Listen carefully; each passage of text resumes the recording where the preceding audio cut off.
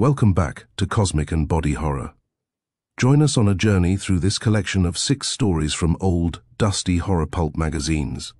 I have added a timestamp for each story in the video description.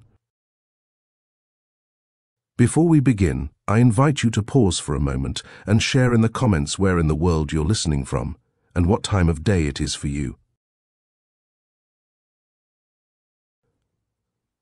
Asleep in Armageddon by Bradbury. Avoid planetoid 787.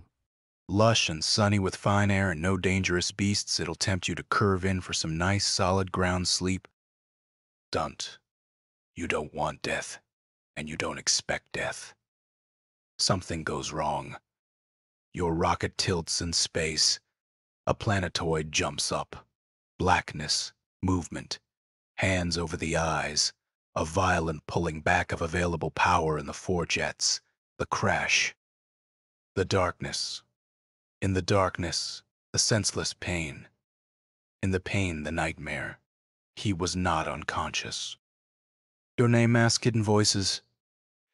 "Sale," he replied in whirling nausea.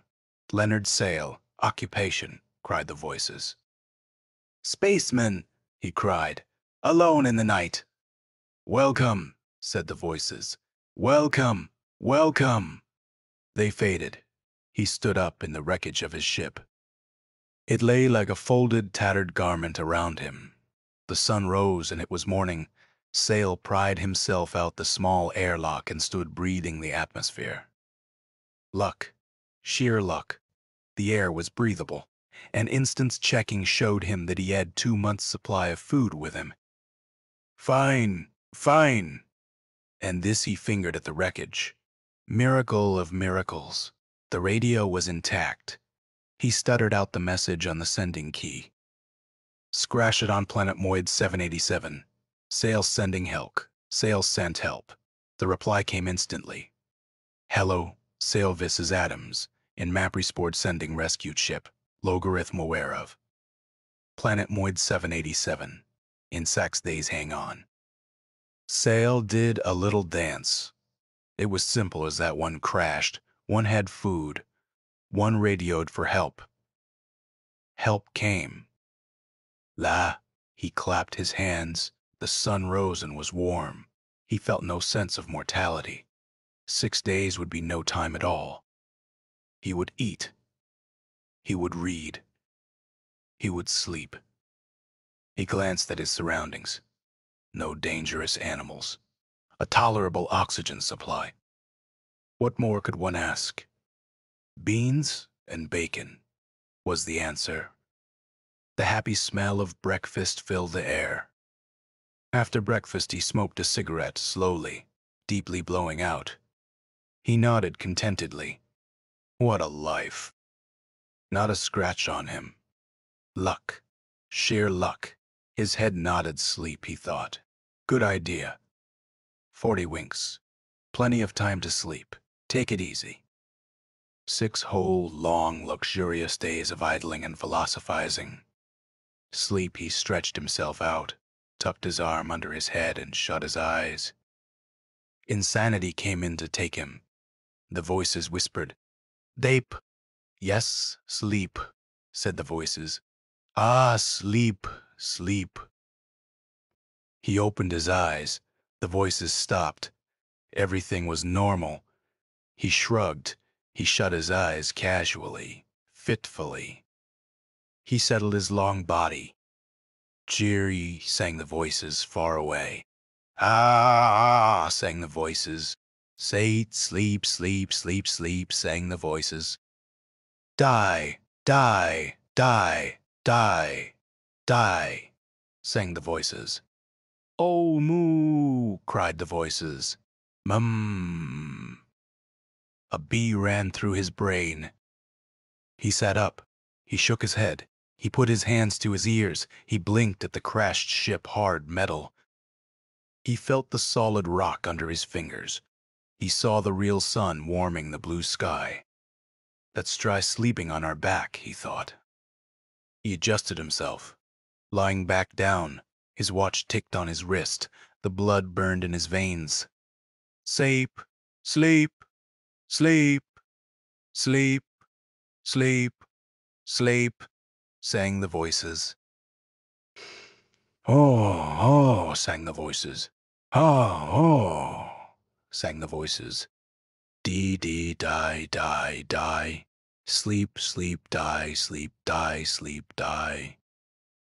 Oh, oh, blood tapped in his ears. The sound of the wind rising. Mine, mine, said a voice. Mine, mine, he's mine. No, mine, mine, said another voice. No, mine, mine, he's mine. No, ours, ours, sang 10 voices. Ours, ours, he's ours. His fingers twitched, his jaws spasmed, his eyelids jerked. At last, sang a high voice. Now the long time. The waiting. Over, sang the high voice, over at last. It was like being under sea. Green songs, green visions, green time. Bubbled voices drowning in deep liquors of sea tide. Far away choruses chanting senseless rhymes. Leonard Sale stirred in agony. Mine, mine, cried a loud voice. Mine, mine, shrieked another. Ours, ours, shrieked the chorus. The din of metal, the crash of sword, the conflict, the battle, the fight, the war. All of it exploding, his mind fiercely torn apart. He leaped up, screaming. The landscape melted and flowed. He leaped up raving. What was going on? A voice said, I am Tile of Rathalar, proud Teal, Teal of the Blood Mound, and the Death Drum, Tile of Rathalar, killer of men. Another spoke, I am Yor of Wendio, wise Yor, destroyer of infidels. The chorus chanted, and we the warriors, we the steel, we the warriors, we the red blood rushing, the red blood falling, the red blood steaming in the sun.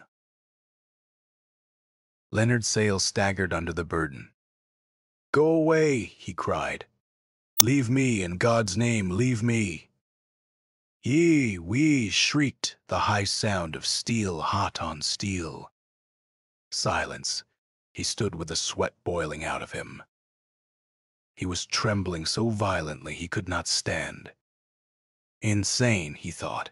Absolutely insane. Raving insane. Insane. He jerked the food kit open, did something to a chemical packet. Hot coffee was ready in an instant. He mouthed it, spilled gushes of it down his shirt. He shivered. He sucked in raw gulps of breath. Let's be logical, he thought. Sitting down heavily, the coffee seared his tongue. No record of insanity in the family for 200 years. All healthy, well-balanced. No reason for insanity now. Shock. Silly. No shock. I am to be rescued in 6 days. No shock to that. No danger. Just an ordinary planetoid. Ordinary. Ordinary place. No reason for insanity. I am sane. Oh, cried a small metal voice within, an echo fading. Yes, he cried, beating his fists together. Sane. Ha ha ha ha ha ha ha. Somewhere of vanishing laughter, he whirled about. Shut up, you, he cried. We didn't say anything, said the mountains. We didn't say anything, said the sky. We didn't say anything, said the wreckage. All right, then, he said, swaying. See that you don't. Everything was normal. The pebbles were getting hot. The sky was big and blue. He looked at his fingers and saw the way the sun burned on every black hair. He looked at his boots and the dust on them. Suddenly he felt very happy because he made a decision. I won't go to sleep, he thought. I am having nightmares, so why sleep? There is your solution. He made a routine. From 9 o'clock in the morning, which was this minute, until 12, he would walk around and see the planetoid. He would write on a pad with a yellow pencil everything he saw. Then he would sit down and open a can of oily sardines and some canned fresh bread with good butter on it. From 12:30 until 4, he would read 9 chapters of War and Peace. He took the book from the wreckage and laid it where he might find it later. There was a book of T.S. Eliot's poetry, too. That might be nice. Supper would come at 5:30, and then from 6 until 10 he would listen to the radio from Earth.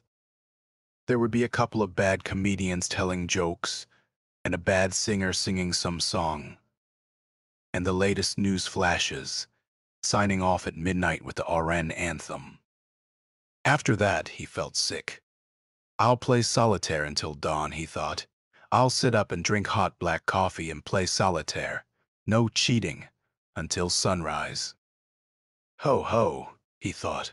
What did you say? He asked himself. I said, ha ha, he replied. Sometime you'll have to sleep. I am wide awake, he said. Liar, he retorted, enjoying the conversation. I feel fine, he said. Hypocrite, he replied. I'm not afraid of the night, or sleep, or anything, he said. Very funny, he said. He felt bad. He wanted to sleep, and the fact that he was afraid of sleep made him want to lie down all the more and shut his eyes and curl up. Comfy cozy, asked his ironic censor. I'll just walk and look at the rocks and the geological formations and think how good it is to be alive, he said. Ye gods, cried his censor. William Saroyan, you'll go on, he thought. Maybe one day, maybe one night, but what about the next night, and the next, and the next? Can you stay awake all that time, for 6 nights until the rescue ship comes? Are you that good, that strong? The answer was no. What are you afraid of? I don't know those voices, those sounds, but they can't hurt you, can they? They might. You've got to face them sometime, must I? Brace up to it, old man. Chin up, and all that rot. He sat down on the hard ground. He felt very much like crying. He felt as if life was over, and he was entering new and unknown territory. It was such a deceiving day, with the sun warm. Physically, he felt able and well. One might fish on such a day as this, or pick flowers, or kiss a woman or anything. But in the midst of a lovely day, what did one get? Deathwell hardly that delayth, he insisted. He lay down and closed his eyes. He was tired of messing around. All right, he thought. If you are death, come get me. I want to know what all this damn nonsense is about. Death came. Che-e, said a voice. Yes, I know, said Leonard Sale, lying there. But what else? Ah! I know that also, said Leonard Sale irritably. He turned cold, his mouth hung open wildly. I am Tilly of Rathalar, killer of men. I am Ior of Wendio, destroyer of infidels. What is this place? Asked Leonard Sale, struggling against horror. Once a mighty planet, said Tyle of Rathalar. Once a place of battles, said Ior of Wendilo. Now dead, said Tyle. Now silent, said Ior. Until you came, said Teal. To give us life again, said Ior. You are dead, insisted Leonard Sale, flesh writhing. You are nothing but empty wind. We live through you, and fight through you. So that's it, thought Leonard Sale. I am to be a battleground, am I? Are you friends? Enemies, cried Eeyore. Foul enemies, cried Teal. Leonard smiled a rictal smile. He felt ghastly. How long have you waited? He demanded. How long is time? 10,000 years, perhaps. 10,000,000 years, perhaps. What are you thoughts, spirits, ghosts? All of those and more. Intelligences, precisely. How did you survive? Eee, sang the chorus far away. Ha, ha, sang another army, waiting to fight. Once upon a time, this was fertile land, a rich planet, and there were two nations, strong nations, led by two strong men. I, Eeyore, and he that one who calls himself Teal, and the planet declined and gave way to nothingness. The peoples and the armies languished in the midst of a great war which had lasted 5,000 years.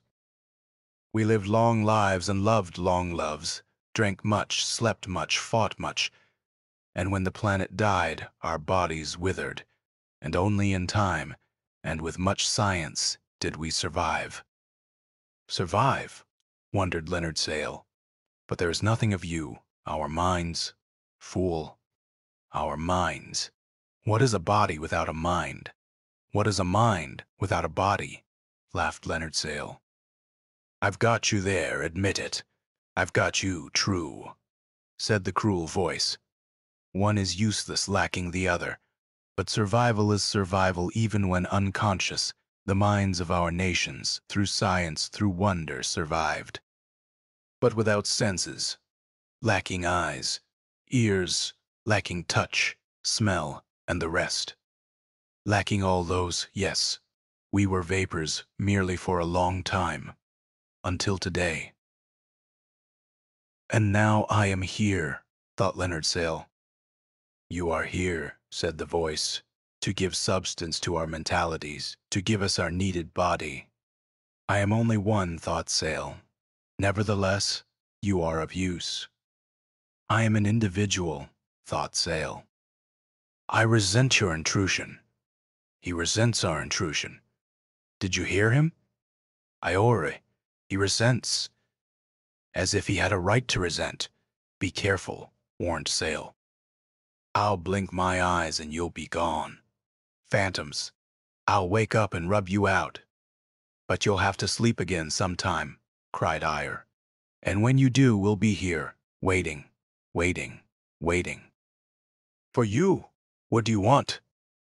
Solidity, mass, sensation again. You can't both have it. We'll fight that out between us. A hot clamp twisted his skull. It was as if a spike had been thrust and beaten down between the bivalvular halves of his brain. Now it was terribly clear. Horribly, magnificently clear. He was their universe. The world of his thoughts, his brain, his skull, divided into two camps. That of Eeyore, that of Teal. They were using him.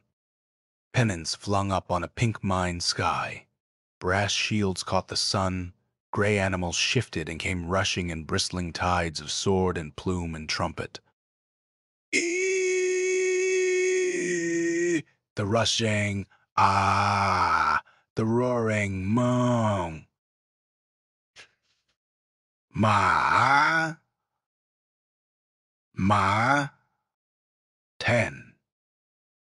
10,000 men.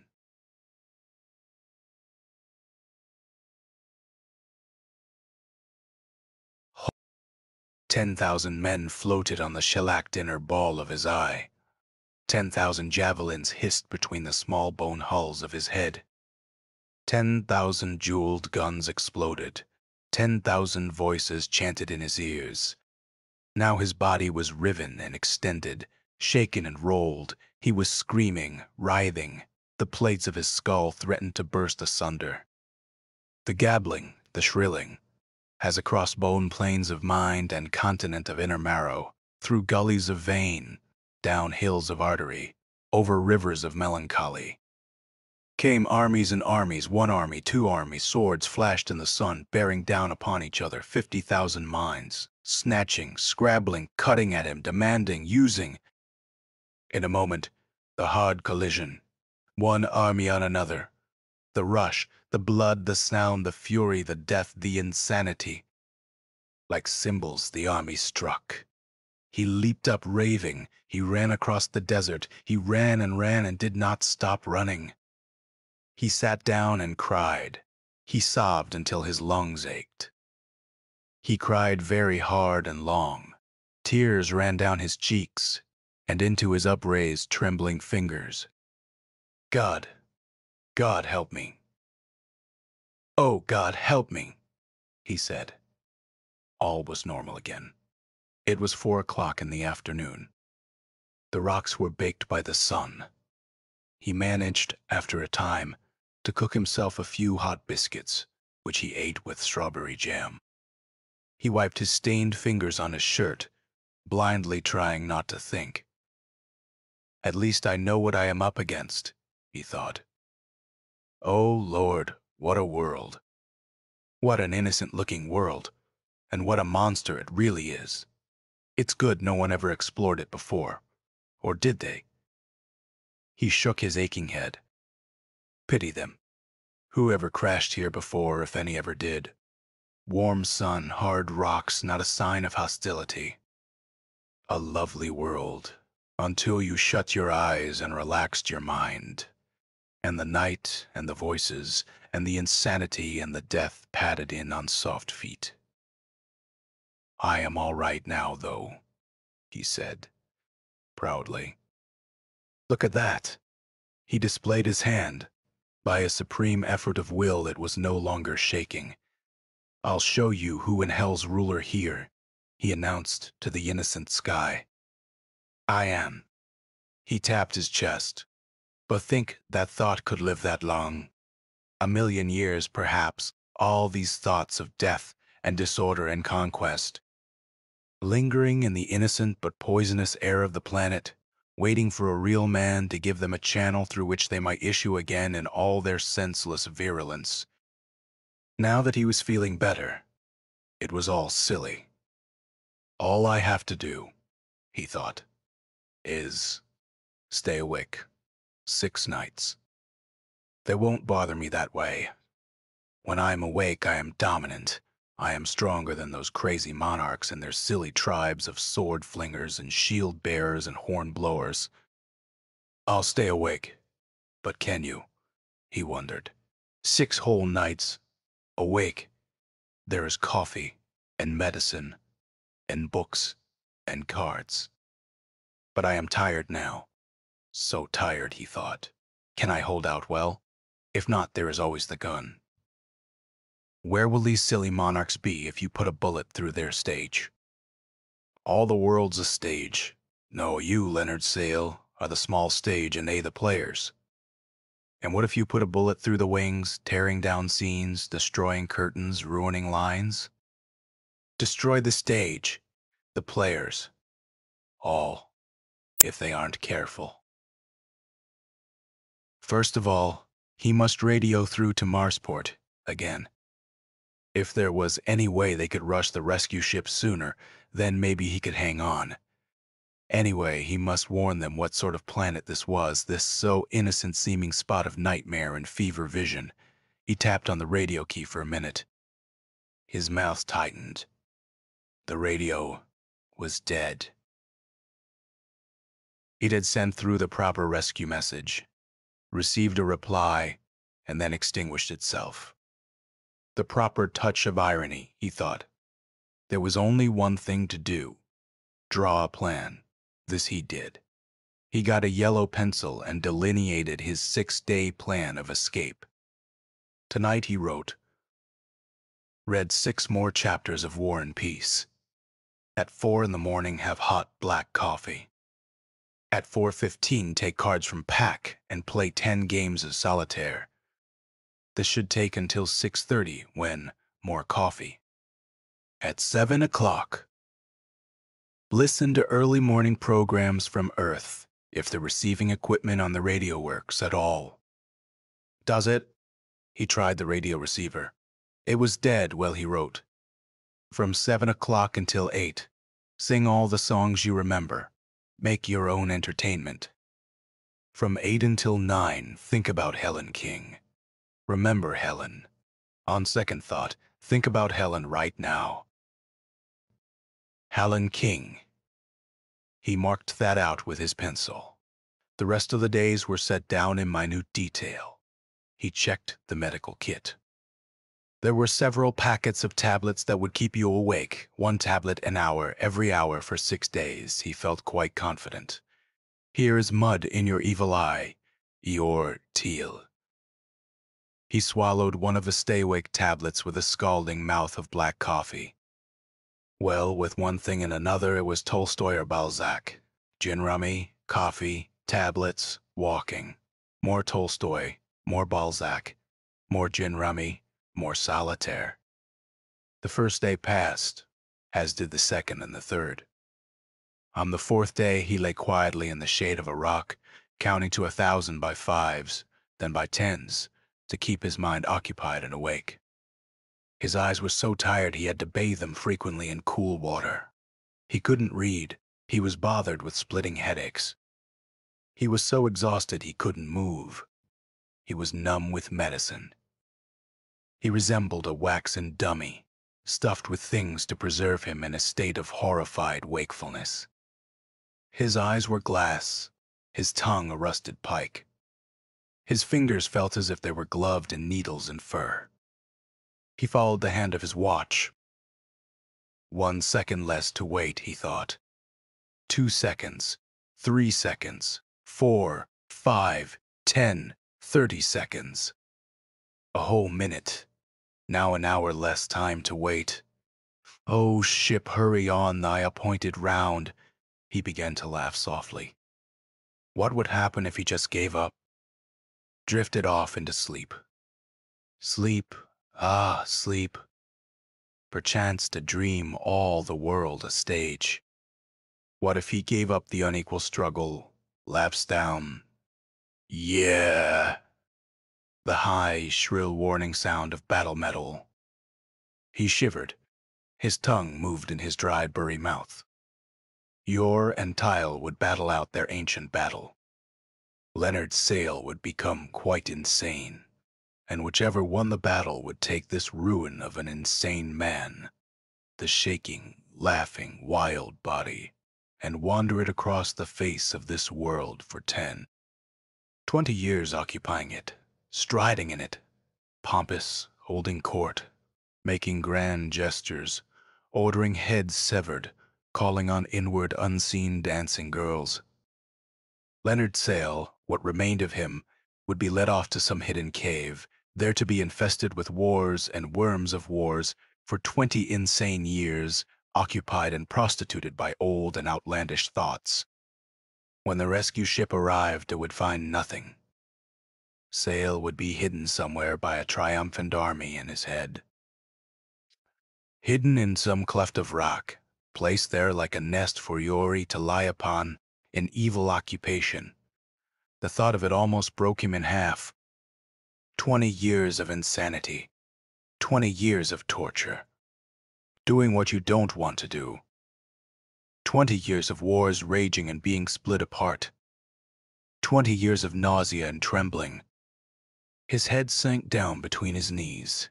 His eyes snapped and cracked and made soft noises. His air drum popped tiredly. Sleep, sleep, sang soft sea voices. I'll make a proposition with you. Listen, thought Leonard Sale. You, Eeyore. You too. Tile? Eeyore. You can occupy me on Mondays, Wednesdays, and Fridays. Tile?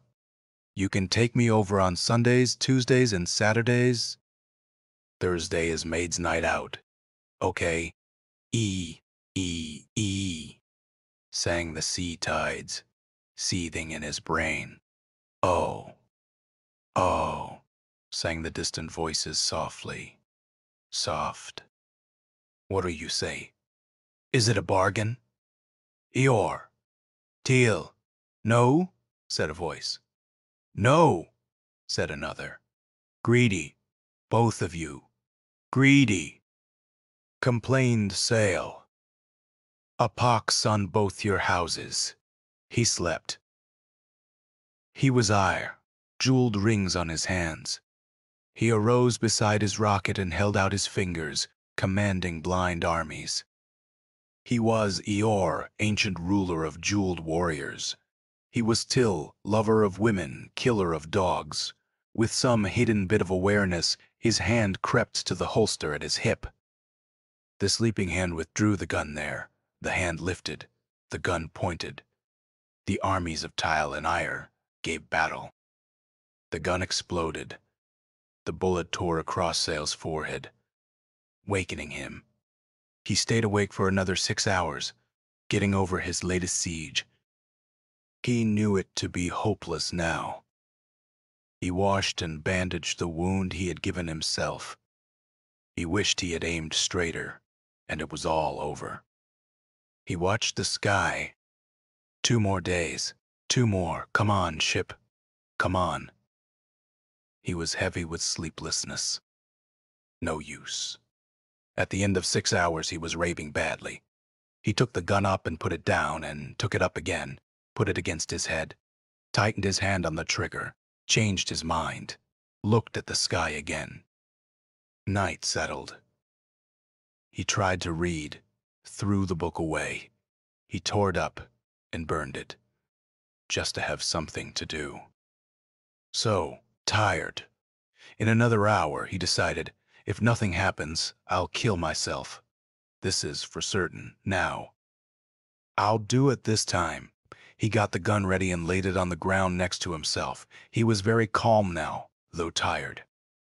It would be over and done. He would be dead. He watched the minute hand of his watch. 1 minute, 5 minutes, 25 minutes. The flame appeared on the sky. It was so unbelievable he started to cry. "A rocket," he said, standing up. "A rocket," he cried, rubbing his eyes. He ran forward. The flame brightened, grew, came down. He waved frantically, running forward, leaving his gun, his supplies, everything behind. "You see that, Ire, Teal? You savages, you monsters! I beat you! I won! They're coming to rescue me now! I've won, damn you!" He laughed harshly at the rocks and the sky and the backs of his hands. The rocket landed. Leonard's sail stood swaying, waiting for the door to lit open. "Goodbye, Goodbye, Teal." He shouted in triumph, grinning, eyes hot. "Hey," sang a diminishing roar. "In time." "Ah!" Voices faded. The rocket flipped wide its airlock. 2 men jumped out. "Sail," they called. "We're ship ACD 13. Intercepted your SWAS and decided to pick you up ourselves. The Marsport ship won't get through until day after tomorrow. We want a spot of rest ourselves.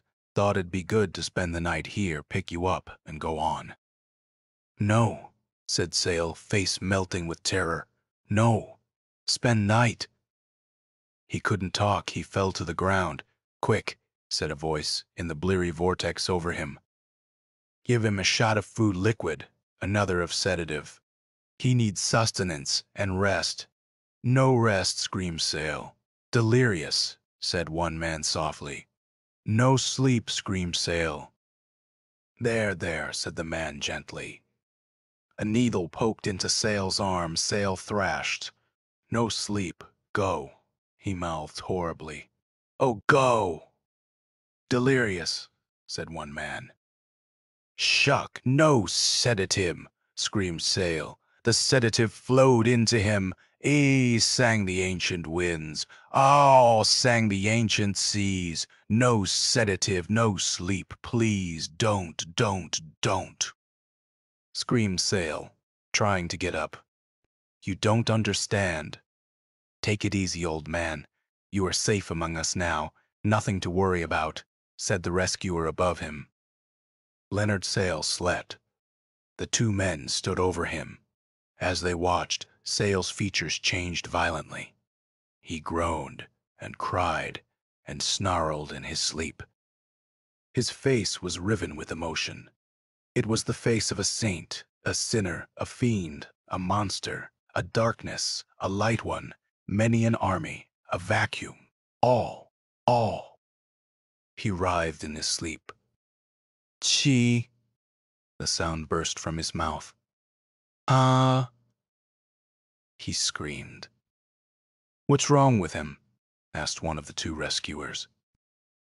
I don't know. More sedative. More sedative. Nerves. He needs more sleep. They stuck the needle in his arm. Sale writhed and spat and moaned. Then suddenly, he was dead. He lay there, the two men over him. What a shame, said one of them. Can you figure that Shockey? Poor guy. What a pity. They covered his face. Did you ever see a face like that? Totally insane. Loneliness. Shock. Yes, Lord. What an expression. I hope never to see a face like that again. What a shame. Waiting for us, and we arrive and he dies anyway. They glanced around. What shall we do? Shall we spend the night? Yes, it's good to be out of the ship. We'll bury him first, of course. Naturally. And spend the night in the open with good air, right? Good to be in the open again after 2 weeks in that damn ship, right?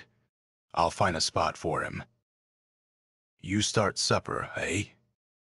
Dine. Should be good sleeping tonight. Fine. Fine. They made a grave and said a word over it. They drank their evening coffee silently. They smelled the sweet air of the planet and looked at the lovely sky and the bright and beautiful stars. What a night, they said, lying down. Pleasant dreams, said one, rolling over, and the other replied, Pleasant dreams. They slept. End of Asleep in Armageddon by Ray Bradbury.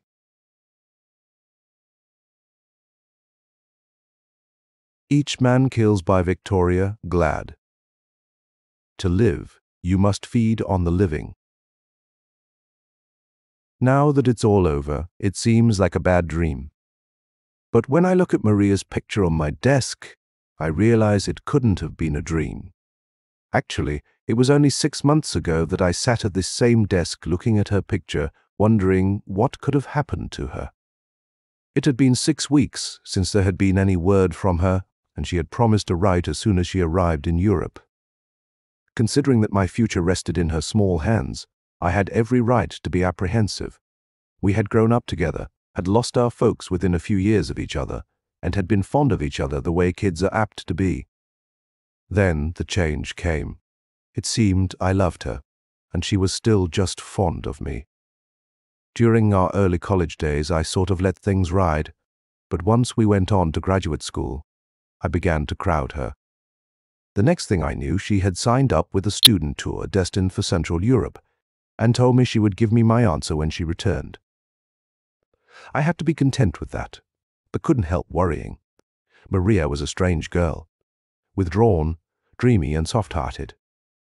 Knowing the section she was going to, I was inclined to be uneasy, since it is the realm of gypsies, fortune-tellers and the like.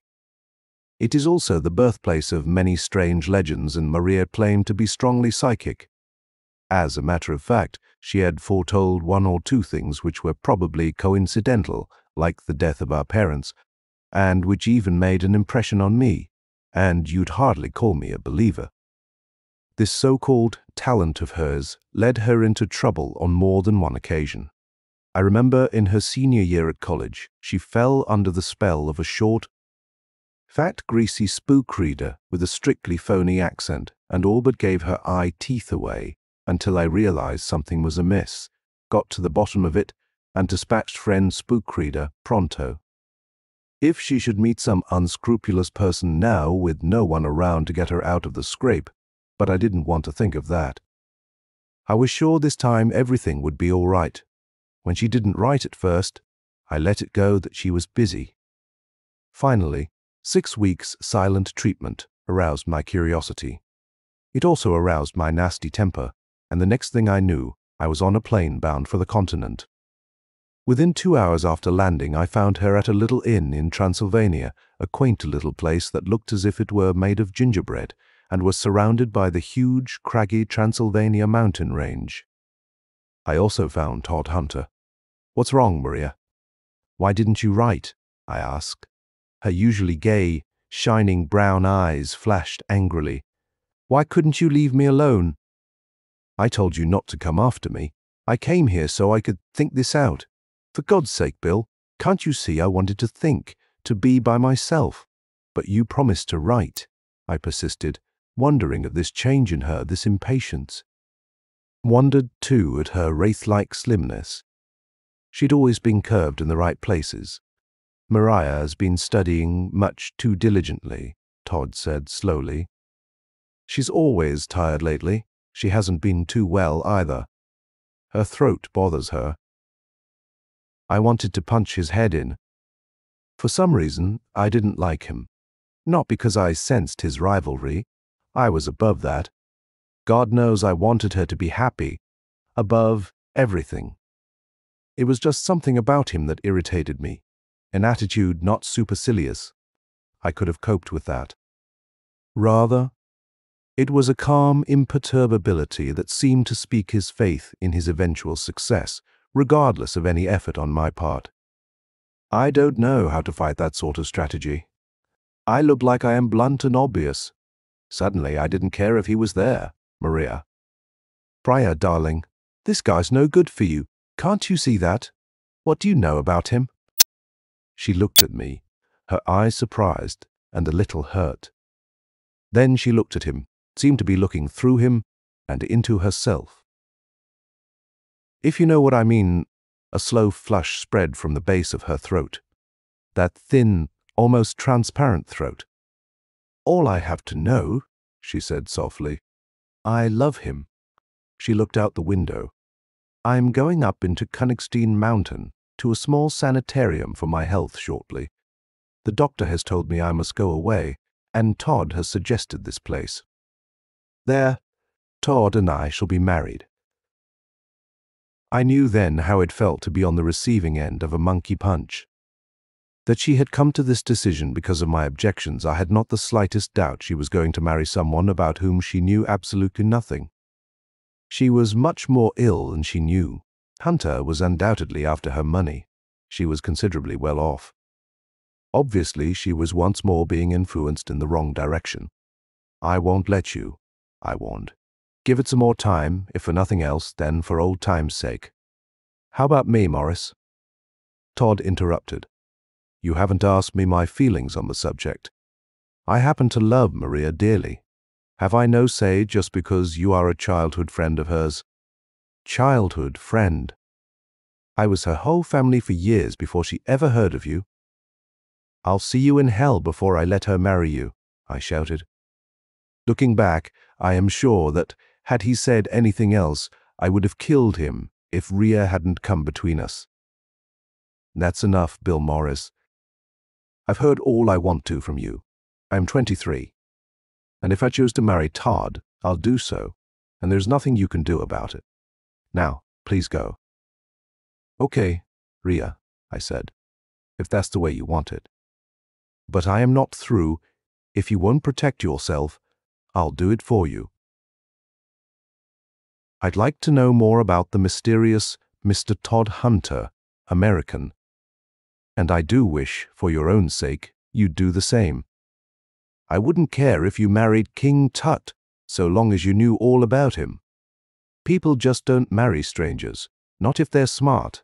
For God's sake, ask him about himself." "All right, Bill," she replied, smiling patiently. "I'll ask him now. Do stop being childish." "Okay, darling," I said sheepishly. But do me one more favor. Don't marry him until I get back. Only a little while. Give me a week. Just wait a little longer." As I closed the door, I could still feel his smile mocking, yet a little sad. But Mariah didn't wait. I was gone a week. I had walked my legs off trying to track down the elusive Mr. Hunter and discovered exactly nothing. All his landlady could tell me was that he was an American who had come to this climate for his health, and that he slept late mornings. I was licked, and I knew it. If I had been a pup, I would have fitted my tail neatly between my legs and made for home. But I wasn't a pup, so I headed straight for Rhea's flat to face the music. They were waiting for me, she and Todd. When I saw her, I wished I were dead. She lay in Todd's arms, her body a mere whisper of a body, white and cold. She was like frozen milk on a cold winter's day. They were both dead. You know how it is when, at a wake, someone views the deceased and says kindly, "She's beautiful," and she isn't beautiful at all, just a made-up, lifeless handful of clay. Dead as dead, and frightening. Well, it wasn't that way this time. Their fair skins were faintly pink-tinted, and their blonde heads, hers ashen and his a reddish cast, gleamed brightly. And they sat so close in the sofa before the fire, his head resting in the hollow of her throat, they looked peaceful. No line marred their faces. I almost fancied I saw them breathe. And on her third finger, left hand, was the ring, a thin platinum band. He had won, and in winning somehow he had lost. How they had died and why they found each other and death at the same time, I would probably never know. I only knew one thing. I had to get away from there quickly. I almost ran the distance to my flat, stumbled into the place, and poured a triple scotch, which I could scarcely hold. The scotch seared my throat and tasted bitter. Someone must have poured salt in it. Then I realized that it was tears, my tears. Bill Morris, who hadn't cried since my 5th birthday. I was sobbing like a baby. I didn't call the police. That would mean I would have to go back and watch them cover that lovely body, carry it away and submit it to untold indignities in order to ascertain the cause of death. The teeny girl would find them in the morning and would notify the police, but it wasn't so simple as that. In the morning I found I couldn't shake off the guilt which possessed me. Even 2 bottles of scotch hadn't helped me to forget. I was dead drunk and cold sober at the same time. I phoned Rhea's landlady and told her I had failed to reach the Hunters by phone, that I was sure something was amiss. Would she please go to their flat and see if anything was wrong? She was amused. "Really, Mr. Morris, you must be mistaken. Miss Maria went out just an hour ago with her new husband." "Surely you are jesting. Why, she has never looked better." "So happy they have left for Königstein. They have also left you a note." I told her I would be right over and hopped a cab. I began to think I was losing my mind. I had seen them both, dead. The landlady had seen them this morning, alive. When I arrived, the landlady looked at me for a long moment, taking in my rough, dark blue complexion, unpressed clothes, red-rimmed eyes, then wagged a finger playfully. "You are playing a joke." "No, a wedding joke. Maybe here too we haze newlyweds, but of course I understood. Who could help loving Miss Maria? Be of good heart, young man. For you there will be another, some day." But I talk too much. Here is your letter. I went where I would be undisturbed, to the reading room of the library on the same street as my flat.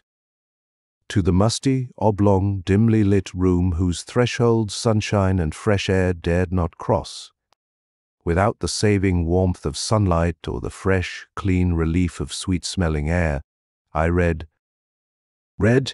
inhaling the pungent, sour smell of the scotch I had consumed during the long, sleepless night. Read, and then doubted that I had read at all, but the blue ink on the white paper forced me to acknowledge its actuality. It had been written by Hunter in a neat scholar's script. Dear Moore. It began, "Why should I not have wanted Maria?" You did. Others doubtless did. Why then should she not be mine? There are many things worse than being married to me. She might have married a man who beat her. With her I have known the 2 happiest days of my life. I want no more than that. I have no right to ask for more. Have we, any of us, a right to endless bliss on this earth? Hardly. You thought of her welfare above all. For that, I owe you some explanation. You must be patient. You must believe. And in the end, you must do as I ask. You wanted to know about me, of my life, before Maria. Before Maria, it seems strange to think about it. There is no life without Maria. Still, there was a time when for me she didn't exist. I have been constantly going forward to the day when I would meet her. Yet there was a time when I didn't know where I would find her, or even what her name would be. It was chance that brought us together for me, good chance. For you, possibly ill chance. For Maria, only she can say. Some 3 years ago I was studying in England under a Rhodes Scholarship. The future held great things for me. I was a Yank like yourself, and damn proud of it.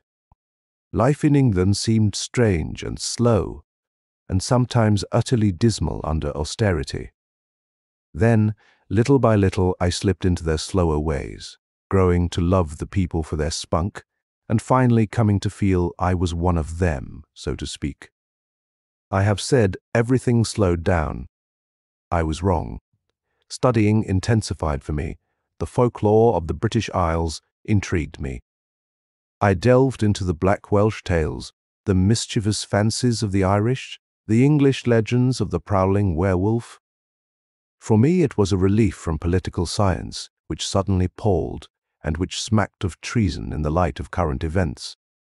My extracurricular research consumed the better part of my evenings. My books were, and always have been, a part of me, and, as was to be expected, I overdid it. I studied too hard with too little let up. Sometimes it seemed to me there was more truth to what I read than myth. It became somewhat of an obsession. Suddenly, one night everything blacked out. I came to in a sanatorium. I didn't know how I got there, and, when they explained it to me, I laughed. I thought they were joking. When I tried to get up, to walk, I collapsed. Then I knew how bad it had been. I knew, too, I would have to go slowly. It was there I met Eve. She was beautiful, not like Maria, who is like a fragile, fair-spun sugar angel. Eve was more earthy, with skin like ivory, creamy and rich and pale. A blue-black hair she wore long and gathered in the back. She looked about 25, but a streak of pure white ran back from each of her temples.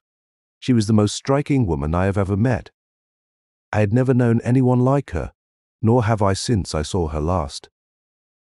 You know how it is. The air of mystery about a woman makes a man like a kid again. She reminded me of a sleek black cat with her large hazel eyes. I bumped into her one day on the veranda and spent every day with her after that. The doctors wanted me to take exercise, short walks and the like, and Eve went with me, struggling to keep up with me. The slightest effort tired her.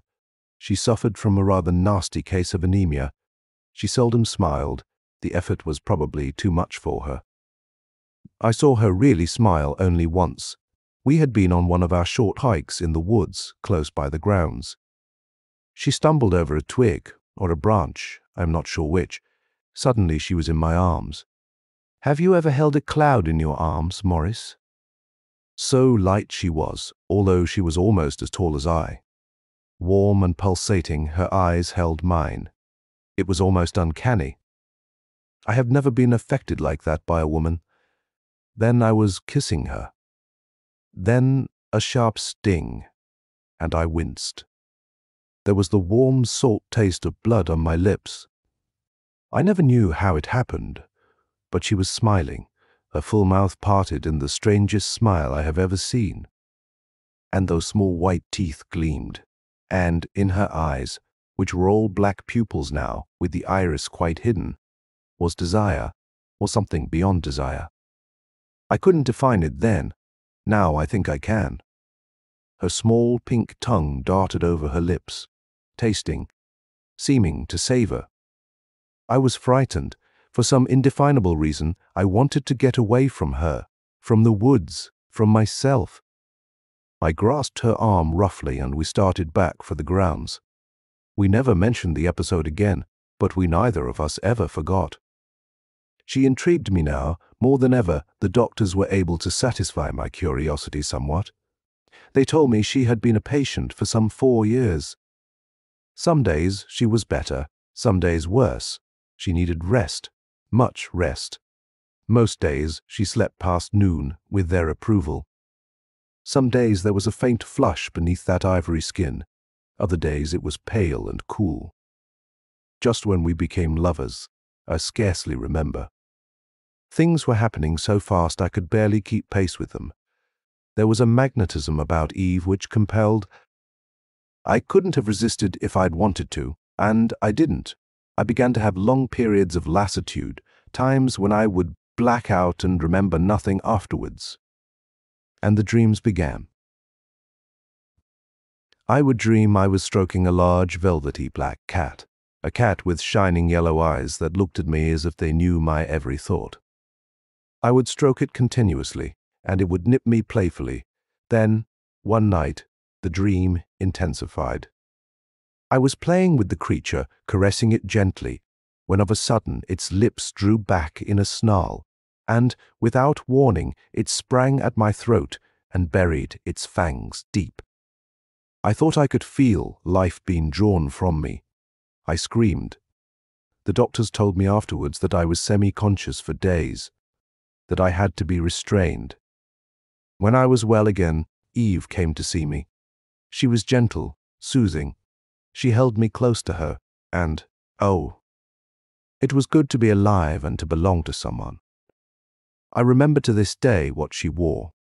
Black velvet lounging slacks, a low-necked amber satin blouse, caught at the V by a curiously wrought antique silver pin.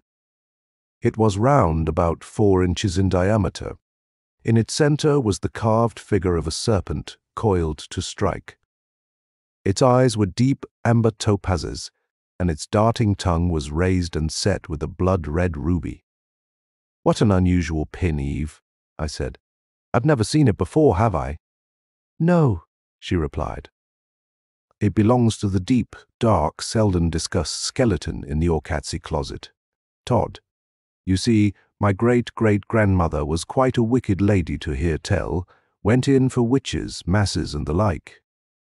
They say she poisoned her husband, a rather elderly and very childish man, for her lover, whom she subsequently married. Together they did away with relatives who stood in the way of their accumulating more money. This pin was the instrument of death." Her slim fingers pressed the ruby tongue, and the pin opened, revealing a space large enough to secrete powder. "It's like those employed by the infamous Borgias, as you can see," she continued, shrugging. "Perhaps it was fate, then, that her devoted new husband, tired of her once her fortune was assured him, took a young mistress for himself, and disposed of the unfortunate wife, using her own pin to perpetrate her murder. She was excommunicated by her church, too, which must have made it most unpleasant for her, poor old dear." The slim shoulders straightened. "But let's not discuss such unpleasant things, my dear. The important thing now is for you to get well quickly. I've missed you terribly, you know. It was then I asked her to marry me. I knew I didn't really love her, but there seemed nothing to prevent our marriage, and she had gotten under my skin. It was as elemental as that. She said she thought we should wait until I fully recovered. 'Don't say any more, darling,' she said. 'Rest your poor sore throat.' She bent over me solicitously, and I reached up to stroke that smooth black hair. It had a familiar feel to it that I couldn't quite place. Of course, I had stroked it hundreds of times before, but it wasn't that. Then she looked straight at me, those large, glowing hazel eyes boring into mine, and I knew, and disbelieved at the same time. I froze where I lay, paralyzed by my fear, unable to make a sound. "So you know," she whispered. "It is well. I have marked you for my own these many months. Now that you know, you will not fight. You know what I am, or at least you can guess. This pen you admired so, it was mine 300 years ago, and it will always be mine." Her lips were on mine. She had never kissed me like this. It was like the touch of hot ice, freezing, then searing, unendurable. I lay inert. I couldn't have moved if I wanted to. I could scarcely breathe. Then I felt the blood within me pounding, pulsing, beginning to answer in spite of myself. I tasted once more the warm, salty fluid on my lips. Eve's body was liquid in my arms, warm, heady, narcotizing. Once again I felt the agonizing, dagger-sharp pain in my throat, and darkness. Have you ever wakened to a bright sunny afternoon and heard yourself pronounced dead? They spoke in low, hushed tones. How unfortunate young fellow, only 30, dying so far away from his homeland. No family good thing. He was well set in life. This sudden anemia was most extraordinary. Fellow showed no signs of it previously. All he had really needed was rest. If he had recovered, that lovely Eve or Catsy might have made both their lives happier, richer. Sad ending to what might have been an ideal good of her to claim the body. She said she was going to inter it in the family vault in Königstein Mountain in Transylvania. I heard them distinctly. I wanted to shout that I wasn't dead. I wanted to wake up from this horrible nightmare. I was as alive as they. I knew I had to get out of there some way. To get away from Eve, whom I now feared. They left to make arrangements. The lassitude crept through me without warning. I dozed in spite of myself. And I dreamed again. I was a cat, running, leaping through windows, loping over the countryside, stopping for no one. I panted with my exertions. Towns and cities flew by. I had to get someplace and quickly. Then the dream ended. "Todd," she said, "get up, my dear." I heard her, and I hated her. Hated her while I was drawn to her. There was a white mist before my eyes. I reached up to brush it away. It was not a mist. It was a cloth. I shivered. "I must wake up," I whispered hoarsely. "I must. I'm going mad." There was a creaking sound, and daylight descended upon me. When I saw where I was, I covered my face with my hands and sobbed. I tried to pray, but the words froze on my lips. I was sitting in a coffin in a mausoleum. I had been buried alive. "What am I?" I shrieked. "Where am I, and what have you done? I'm out of my mind, stark, staring mad." Eve's lips parted, showing the even white teeth, those slightly pointed teeth. "You are quite sane, my dear," she said calmly. "You are now one of us, a revenant, even as I, and to live you must feed on the living." "It's not true," I shouted.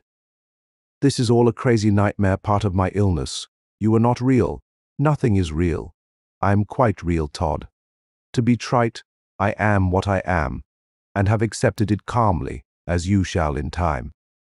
I have told you of my life. You'll be a student of legends. Legends are often, more often than you think, reality. When one has been murdered, if one has lived a so-called wicked life, he is doomed to walk the earth battening on the living. My fate was sealed as I lay in my coffin, but that wasn't enough. As I lay there, my pet cat Suma slunk into the room and leapt over me. That was a double insurance of my life after death. Those whom I mark for my own must, too, live on. Accept it, my dear. You have no other choice. "No," I cried. "I am an American. Things like this don't happen to us." It's only in stories, and then to foreigners." She chuckled dryly. "I am afraid these things do happen, and in this case, you are it, my dear. Make the best of it." But I wouldn't. I refused to. For a while I would not feast on the blood of the living. Something within me fought. For a time then the awful hunger began, the tearing pangs of hunger that ordinary food wouldn't arrest.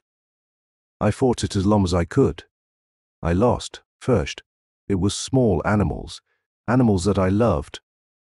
It was my life or theirs. Then there was a little girl, a dear little creature, who might have been my child under different circumstances.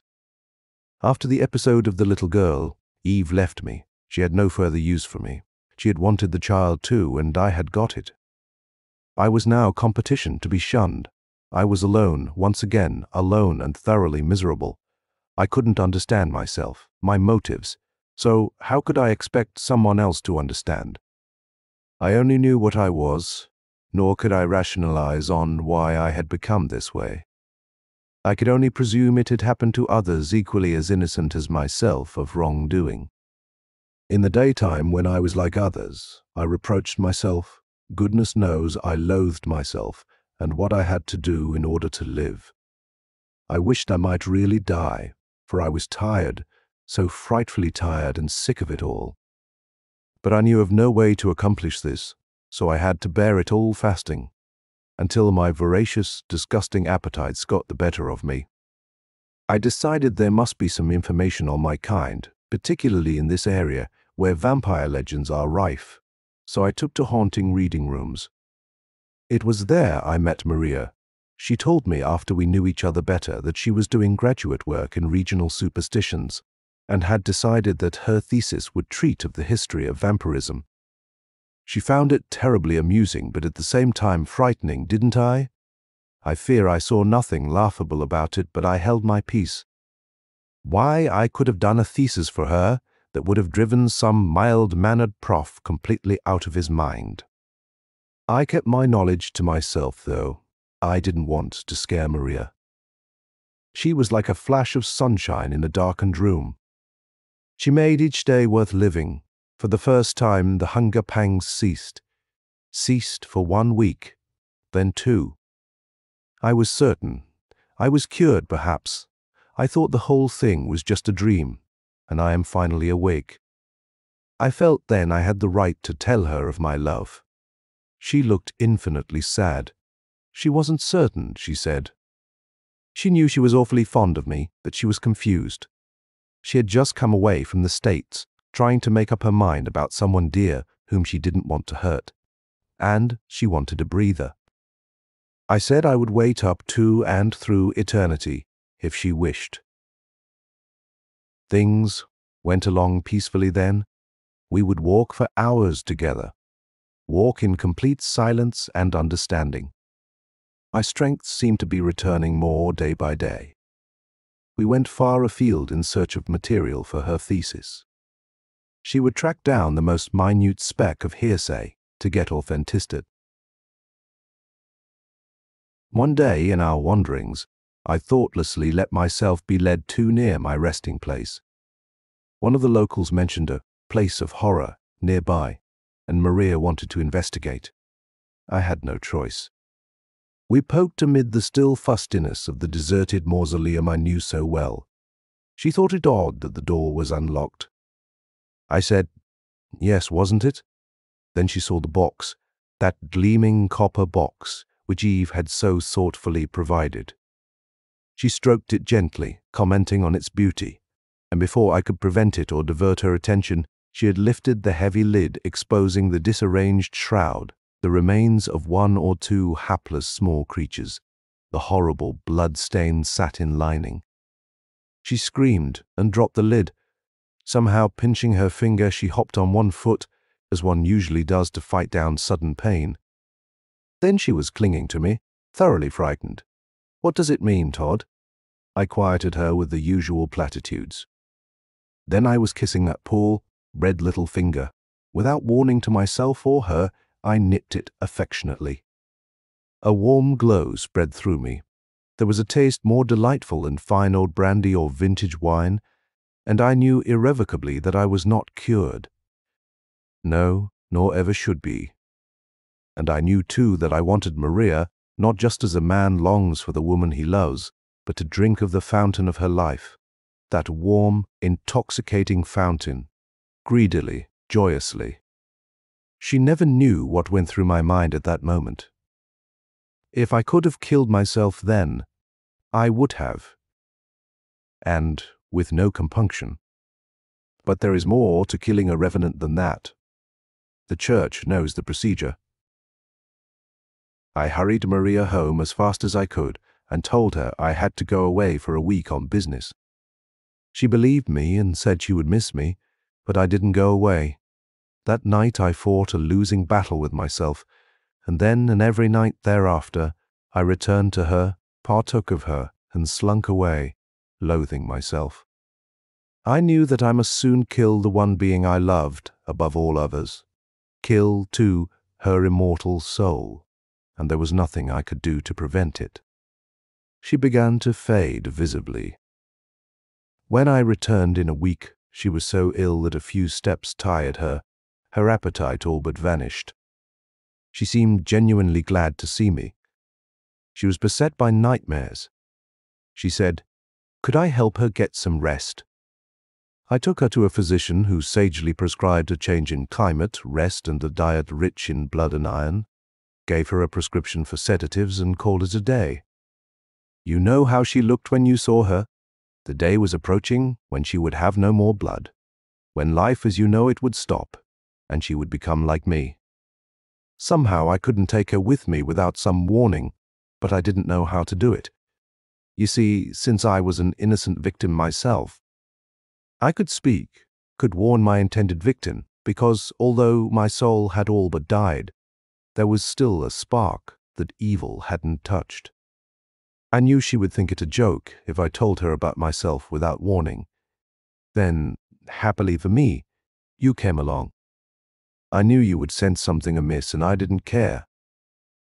I was almost certain of her love, and I decided to seize the few minutes left me and devil take the hindmost. When you told her to confront me, you gave me the happiest days of my life. For this I thank you sincerely. For what I have done and will ask you to do, forgive me. Maria asked me directly, as you had known she would. I replied, frankly sparing her nothing. I told her that the fact that this life had been wished on me, as it were, gave me some rights, and that I could tell her how to rid herself of me, if she wished. And she turned to me, her large, lovely eyes thoughtful. "Todd, dearest," she said softly, "I must die some day, really die. So what difference does it make when?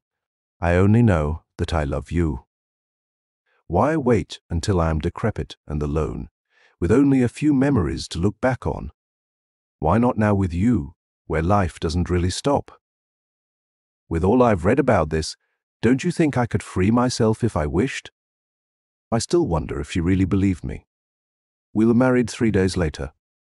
I never told her what her life with me would be like, that one day I would desert her, fearing and hating her rivalry for the very source of my life, and the ghastly chain would continue. I couldn't. I loved her so. Morris, can you understand that? I couldn't betray her then, and I can't now. On the second night of our marriage, she died as you know it, in my arms. I don't think she knows it yet. But it won't be long until she does discover it. We were quite alive when you found us. She was in an hypnotic state, induced by her condition. She heard and saw nothing. But I knew, and I must keep my faith. I must, and you are the only one who can help me. If you will show this to a priest, he will gladly accompany you to the place in Königstein, where we rest during the morning in a new bed I had specially constructed for us. I couldn't bring Maria to that other bed of corruption. A map of how to get there is enclosed.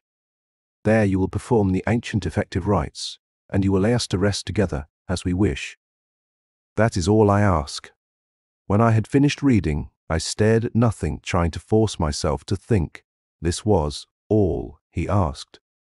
In substance, he wished me to murder the girl I loved. I could refuse. I could ignore his request. I could even doubt the verity of his statements.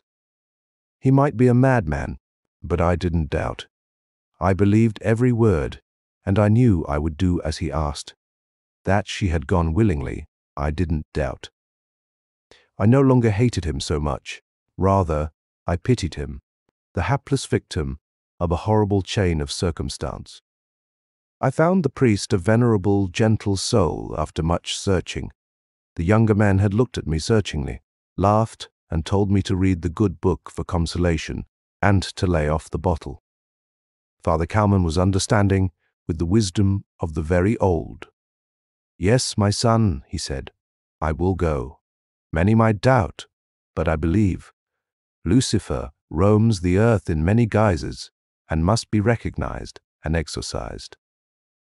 It was 5 o'clock in the morning when we approached the mausoleum. The good father explained that the creatures of darkness had to be back in their resting places before the cock crew. At night they drew sustenance. During the morning they slept. There was a gleaming copper casket. Todd had not lied. We approached it warily. In it was nothing but grisly remains, blood-stains, and dust. We drew back, fearful.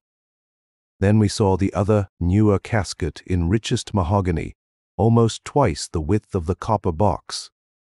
Their bridal bed. They lay together, his arm about her. She wore a gown of palest blue, but oh, that mockery of a gown!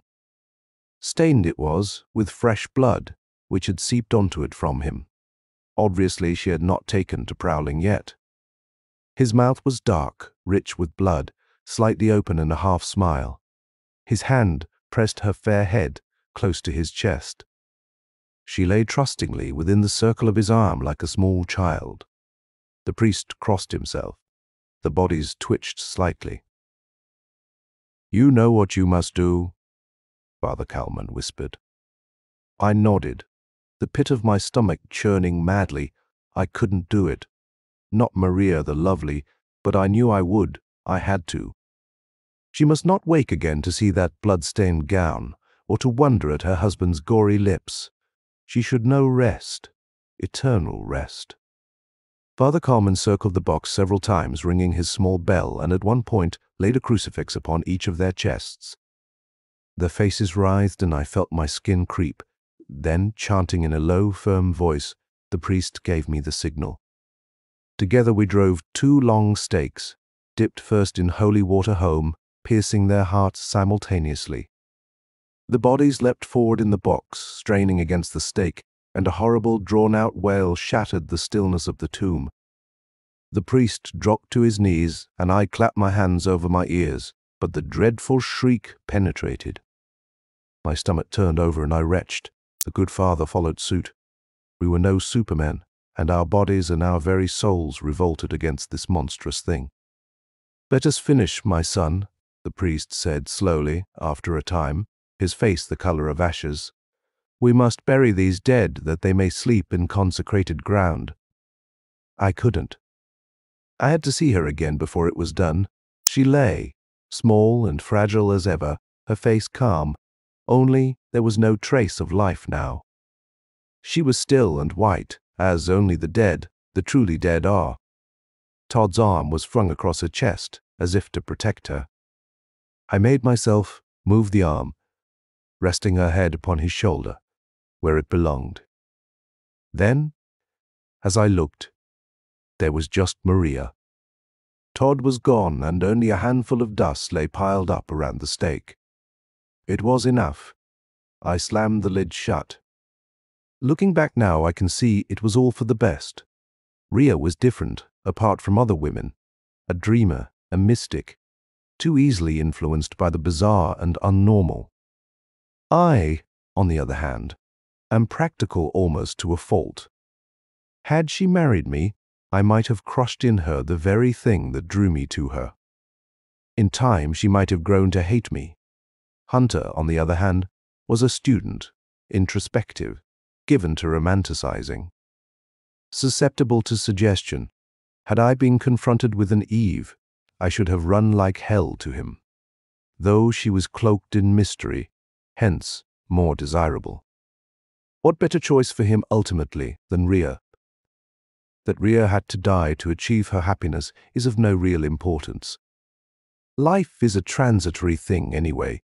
Sometimes, though, when I look at Rhea's picture, it's hard to be practical. She was everything I shall ever want. I had never been to Europe before the summer of 1947. I went to find Maria, to marry her. Instead, I found and murdered her, and I will never go back again. End of Each Man Kills by Victoria Glad.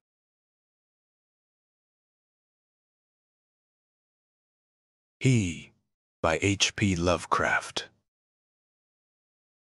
The old man clawed and spat at me through the moldy air and barked things in his throat as he swayed with the yellow curtain he clutched. I saw him on a sleepless night when I was walking desperately to save my soul and my vision.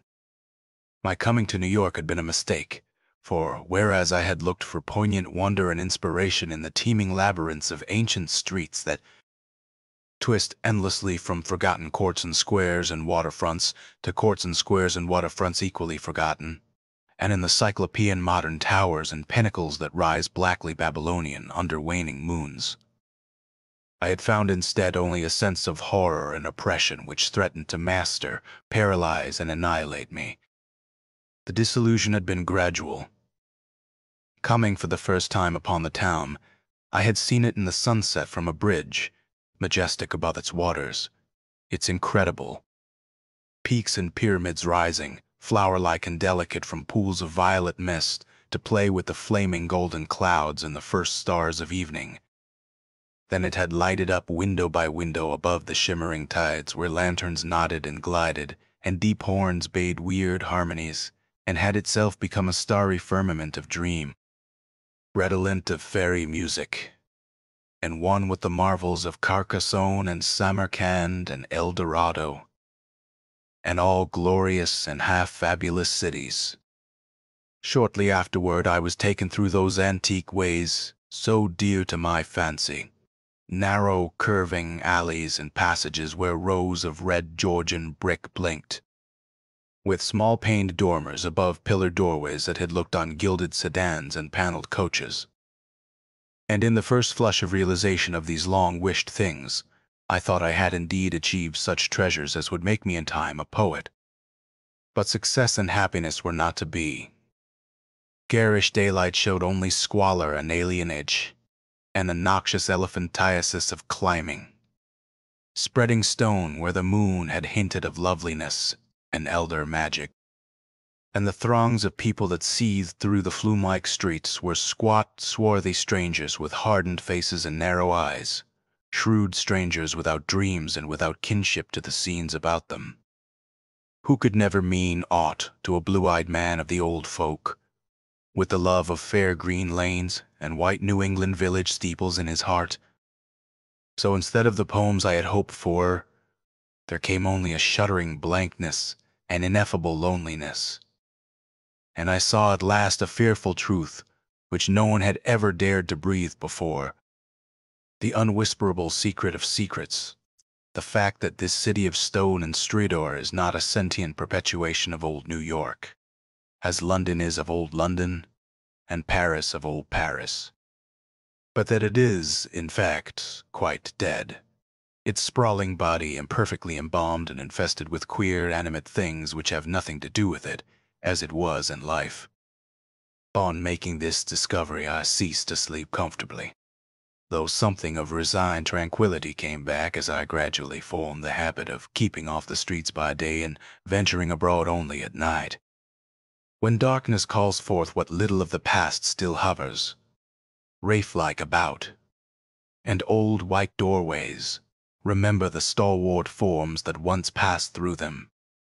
With this mode of relief, I even wrote a few poems, and still refrained from going home to my people lest I seem to crawl back ignobly in defeat. Then, on a sleepless night's walk, I met the man. It was in a grotesque hidden courtyard of the Greenwich section, for there in my ignorance I had settled, having heard of the place as the natural home of poets and artists. The archaic lanes and houses and unexpected bits of square and court had indeed delighted me. And when I found the poets and artists to be loud-voiced, pretenders whose quaintness is tinsel and whose lives are a denial of all that pure beauty which is poetry and art, I stayed on for love of these venerable things. I fancied them as they were in their prime when Greenwich was a placid village not yet engulfed by the town, and in the hours before dawn, when all the revelers had slunk away. I used to wander alone among their cryptical windings and brood upon the curious arcana which generations must have deposited there. This kept my soul alive, and gave me a few of those dreams and visions for which the poet, far within me, cried out. The man came upon me at about 2 one cloudy August morning, as I was threading a series of detached courtyards, now accessible only through the unlighted hallways of intervening buildings, but once forming parts of a continuous network of picturesque alleys. I had heard of them by vague rumor and realized that they could not be upon any map of today. But the fact that they were forgotten only endeared them to me, so that I had sought them with twice my usual eagerness. Now that I had found them, my eagerness was again redoubled, for something in their arrangement dimly hinted that they might be only a few of many such, with dark, dumb counterparts, wedged obscurely betwixt high blank walls and deserted rear tenements, or lurking lamplessly behind archways, unbetrayed by hordes of the foreign-speaking, or guarded by furtive and uncommunicative artists, whose practices did not invite publicity or the light of day. He spoke to me without invitation, noting my mood and glances as I studied certain knockered doorways above iron-railed steps, the pallid glow of traceried transoms feebly lighting my face.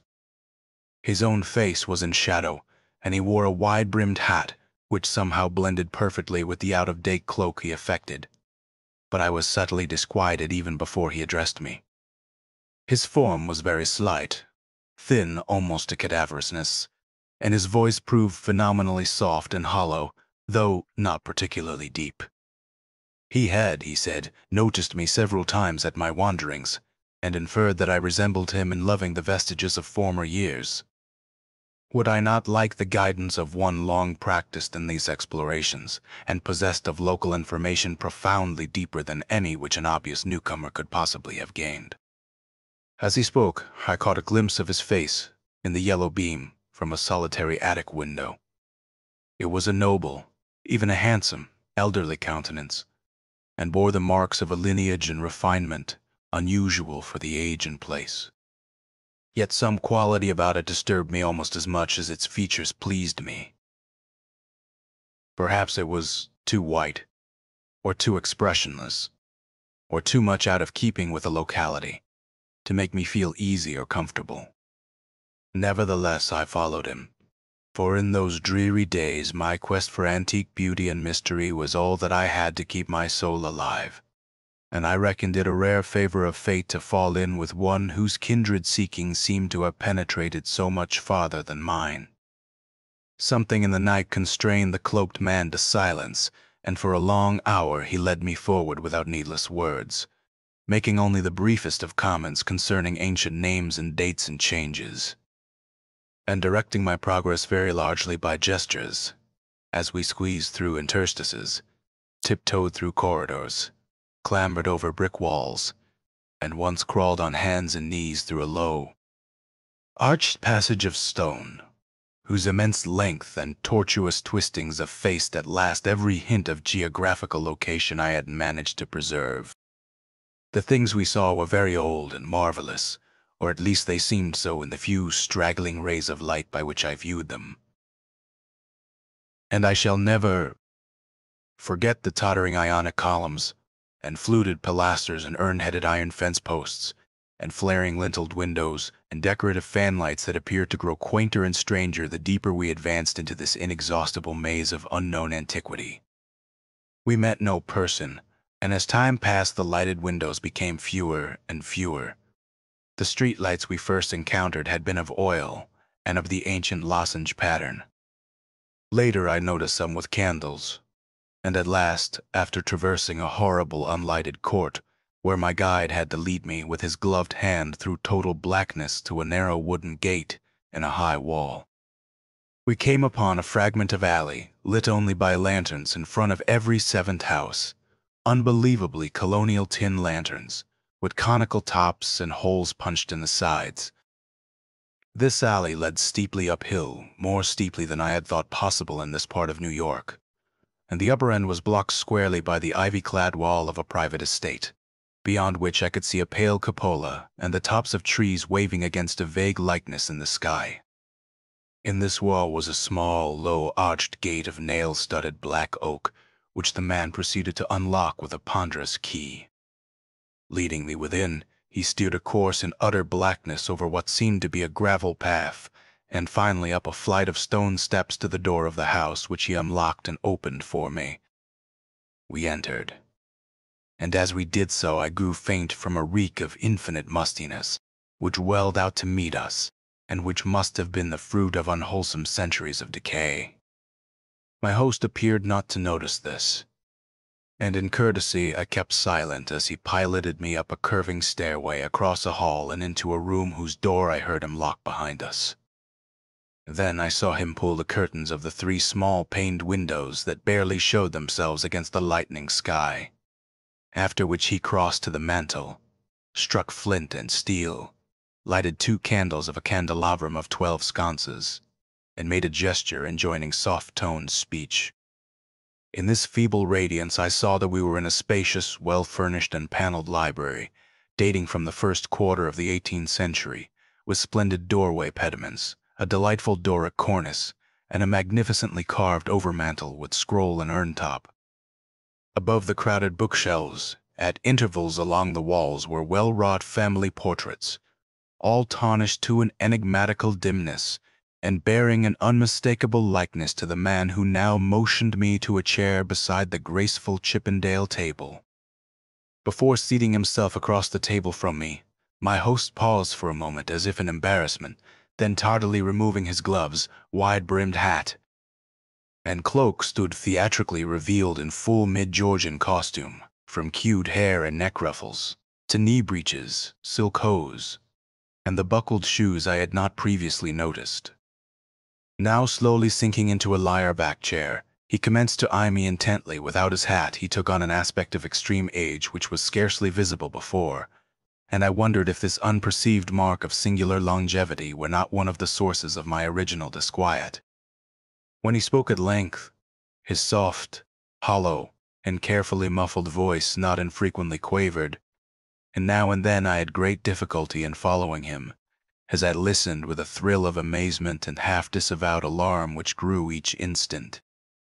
"You behold, sir," my host began, "a man of very eccentrical habits, for whose costume no apology need be offered to one with your wit and inclinations. Reflecting upon better times, I have not scrupled to ascertain their ways, and adopt their dress and manners, an indulgence which offends none if practiced without ostentation. It hath been my good fortune to retain the rural seat of my ancestors, swallowed though it was by 2 towns, first Greenwich, which built up hither after 1800, then New York, which joined on near 1830. There were many reasons for the close keeping of this place in my family, and I have not been remiss in discharging such obligations." The squire who succeeded to it in 1768 studied certain arts and made certain discoveries, all connected with influences residing in this particular plot of ground, and eminently deserving of the strongest guarding. Some curious effects of these arts and discoveries I now purpose to show you under the strictest secrecy, and I believe I may rely on my judgment of men enough to have no distrust of either your interest or your fidelity. He paused, but I could only nod my head. I have said that I was alarmed, yet to my soul nothing was more deadly than the material daylight world of New York. And whether this man were a harmless eccentric or a wielder of dangerous arts, I had no choice, save to follow him and slake my sense of wonder on whatever he might have to offer. So I listened. "To my ancestor," he softly continued, there appeared to reside some very remarkable qualities in the will of mankind, qualities having a little suspected dominance, not only over the acts of oneself and of others, but over every variety of force and substance in nature, and over many elements and dimensions deemed more universal than nature herself. May I say that he flouted the sanctity of things as great as space and time, and that he put to strange uses the rights of certain half-breed Red Indians once encamped upon this hill. These Indians showed color when the place was built, and were plaguey pestilent in asking to visit the grounds at the full of the moon. For years they stole over the wall each month when they could, and by stealth performed sartain acts. Then, in '68, the new squire catched them at their doings, and stood still at what he saw. Thereafter, he bargained with them, and exchanged the free access of his grounds for the exact inwardness of what they did. Learning that their grandfathers got part of their custom from red ancestors, and part from an old Dutchman, in the time of the States General. And pox on him, I am afeard the squire must have served them monstrous bad rum, whether or not by intent, for a week after he learnt the secret, he was the only man living that knew it. You, sir, are the first outsider to be told there is a secret, and split me if I'd have risked tampering that much with the powers, had ye not been so hot after bygone things. I shuddered as the man grew colloquial, and with the familiar speech of another day. He went on. But you must know, sir, that what the squire got from those mongrel salvages was but a small part of the larning he came to have. He had not been at Oxford for nothing, nor talked to no account with an ancient chymist and astrologer in Paris. He was, in fine, made sensible that all the world is but the smoke of our intellects, past the bidding of the vulgar, but by the wise to be puffed out and drawn in like any cloud of prime Virginia tobacco. What we want, we may make about us, and what we don't want, we may sweep away. I won't say that all this is wholly true in body, but 'tis sufficient true to furnish a very pretty spectacle now and then. You, I conceive, would be tickled by a better sight of sartain other years than your fancy affords you. So be pleased to hold back any fright at what I design to show. Come to the window and be quiet. My host now took my hand to draw me to one of the two windows on the long side of the malodorous room, and at the first touch of his ungloved fingers I turned cold. His flesh, though dry and firm, was of the quality of ice, and I almost shrank away from his pulling. But again I thought of the emptiness and horror of reality, and boldly prepared to follow whithersoever I might be led. Once at the window, the man drew apart the yellow silk curtains and directed my stare into the blackness outside. For a moment I saw nothing save a myriad of tiny dancing lights, far, far before me. Then, as if in response to an insidious motion of my host's hand, a flash of heat lightning played over the scene, and I looked out upon a sea of luxuriant foliage unpolluted, and not the sea of roofs to be expected by any normal mind. On my right the Hudson glittered wickedly, and in the distance ahead I saw the unhealthy shimmer of a vast salt marsh constellated with nervous fireflies. The flash died, and an evil smile illumined the waxy face of the aged necromancer. That was before my time, before the new squire's time. Pray, let us try again. I was faint, even fainter than the hateful modernity of that accursed city had made me. "Good God," I whispered. "Can you do that for any time?" And as he nodded and bared the black stumps of what had once been yellow fangs, I clutched at the curtains to prevent myself from falling. But he steadied me with that terrible, ice-cold claw, and once more made his insidious gesture. Again the lightning flashed, but this time upon a scene not wholly strange. It was Greenwich. The Greenwich that used to be, with here and there a roof or row of houses as we see it now, yet with lovely green lanes and fields, and bits of grassy common. The marsh still glittered beyond, but in the farther distance I saw the steeples of what was then all of New York. Trinity and St. Paul's, and the brick church dominating their sisters, and a faint haze of wood smoke hovering over the whole. I breathed hard, but not so much from the sight itself as from the possibilities my imagination terrifiedly conjured up. Can you, dare you, go far? I spoke with awe, and I think he shared it for a second, but the evil grin returned. Far. What I have seen would blast ye to a mad statue of stone. Back, back, forward, forward, look ye, puling lackwit. And as he snarled the phrase under his breath, he gestured anew, bringing to the sky a flash more blinding than either which had come before.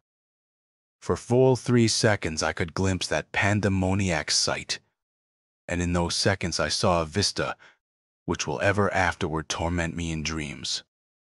I saw the heavens verminous with strange flying things, and beneath them a hellish black city of giant stone terraces with impious pyramids flung savagely to the moon, and devil lights burning from unnumbered windows. And swarming loathsomely on aerial galleries I saw the yellow, squint-eyed people of that city, robed horribly in orange and red and dancing insanely to the pounding of fevered kettle drums. The clatter of obscene crotala, and the maniacal moaning of muted horns whose ceaseless dirges rose and fell undulantly, like the waves of an unhallowed ocean of bitumen. I saw this vista, I say, and heard as with the mind's ear the blasphemous Dom Daniel of cacophony which companioned it. It was the shrieking fulfillment of all the horror which that corpse city had ever stirred in my soul. And forgetting every injunction to silence, I screamed and screamed and screamed as my nerves gave way and the walls quivered about me. Then, as the flash subsided, I saw that my host was trembling too, a look of shocking fear half blotting from his face the serpent distortion of rage which my screams had excited.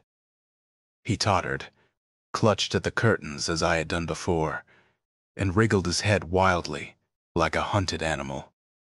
God knows he had cause, for as the echoes of my screaming died away, there came another sound, so hellishly suggestive that only numbed emotion kept me sane and conscious.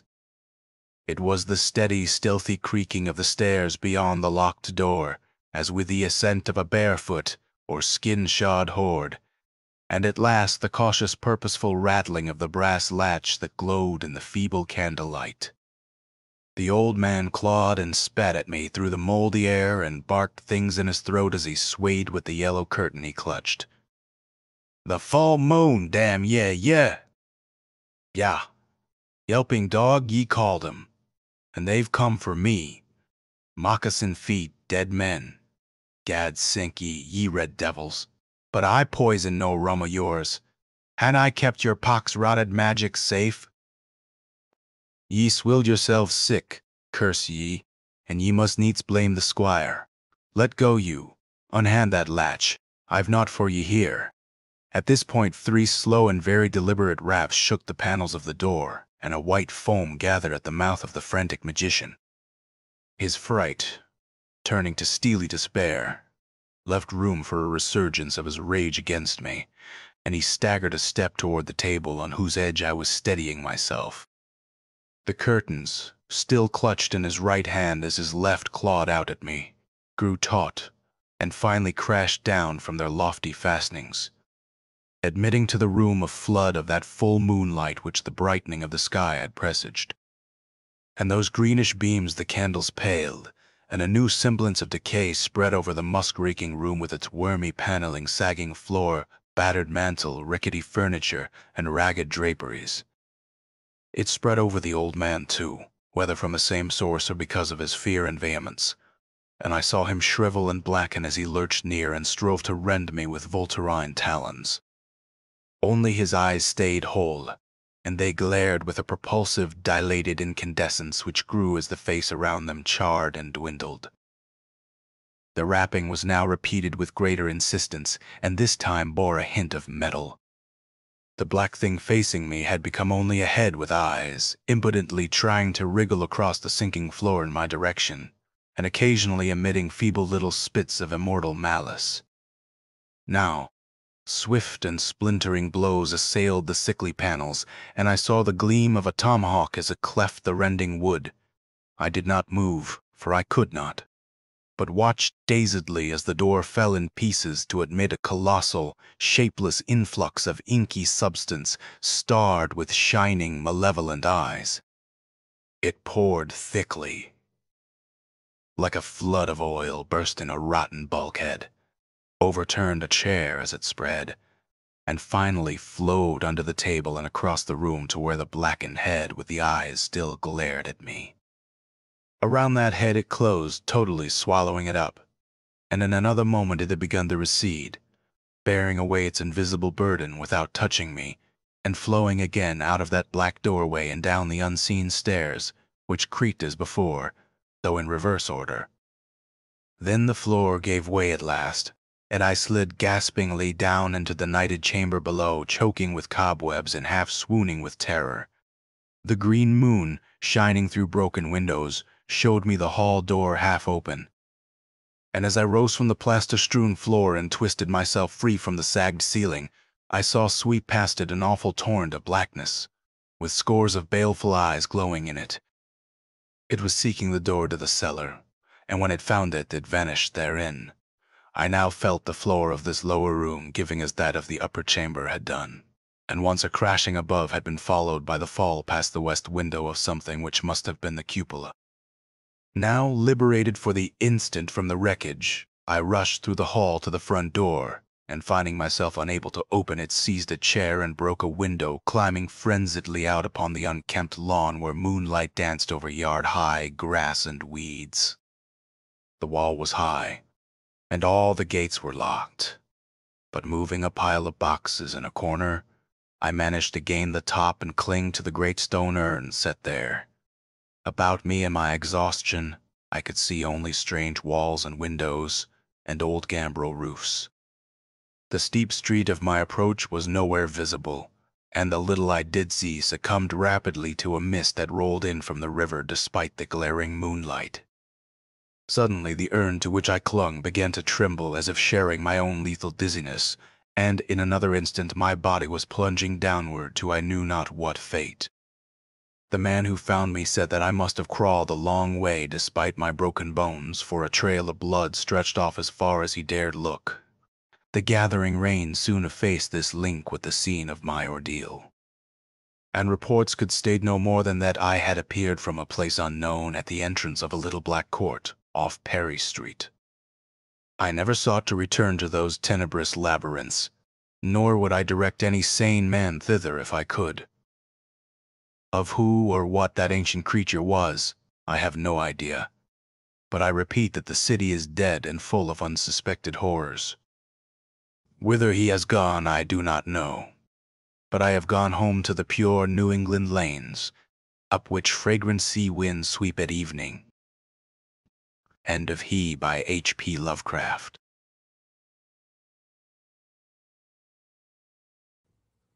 The Dweller in the Tomb by Henry Kuttner.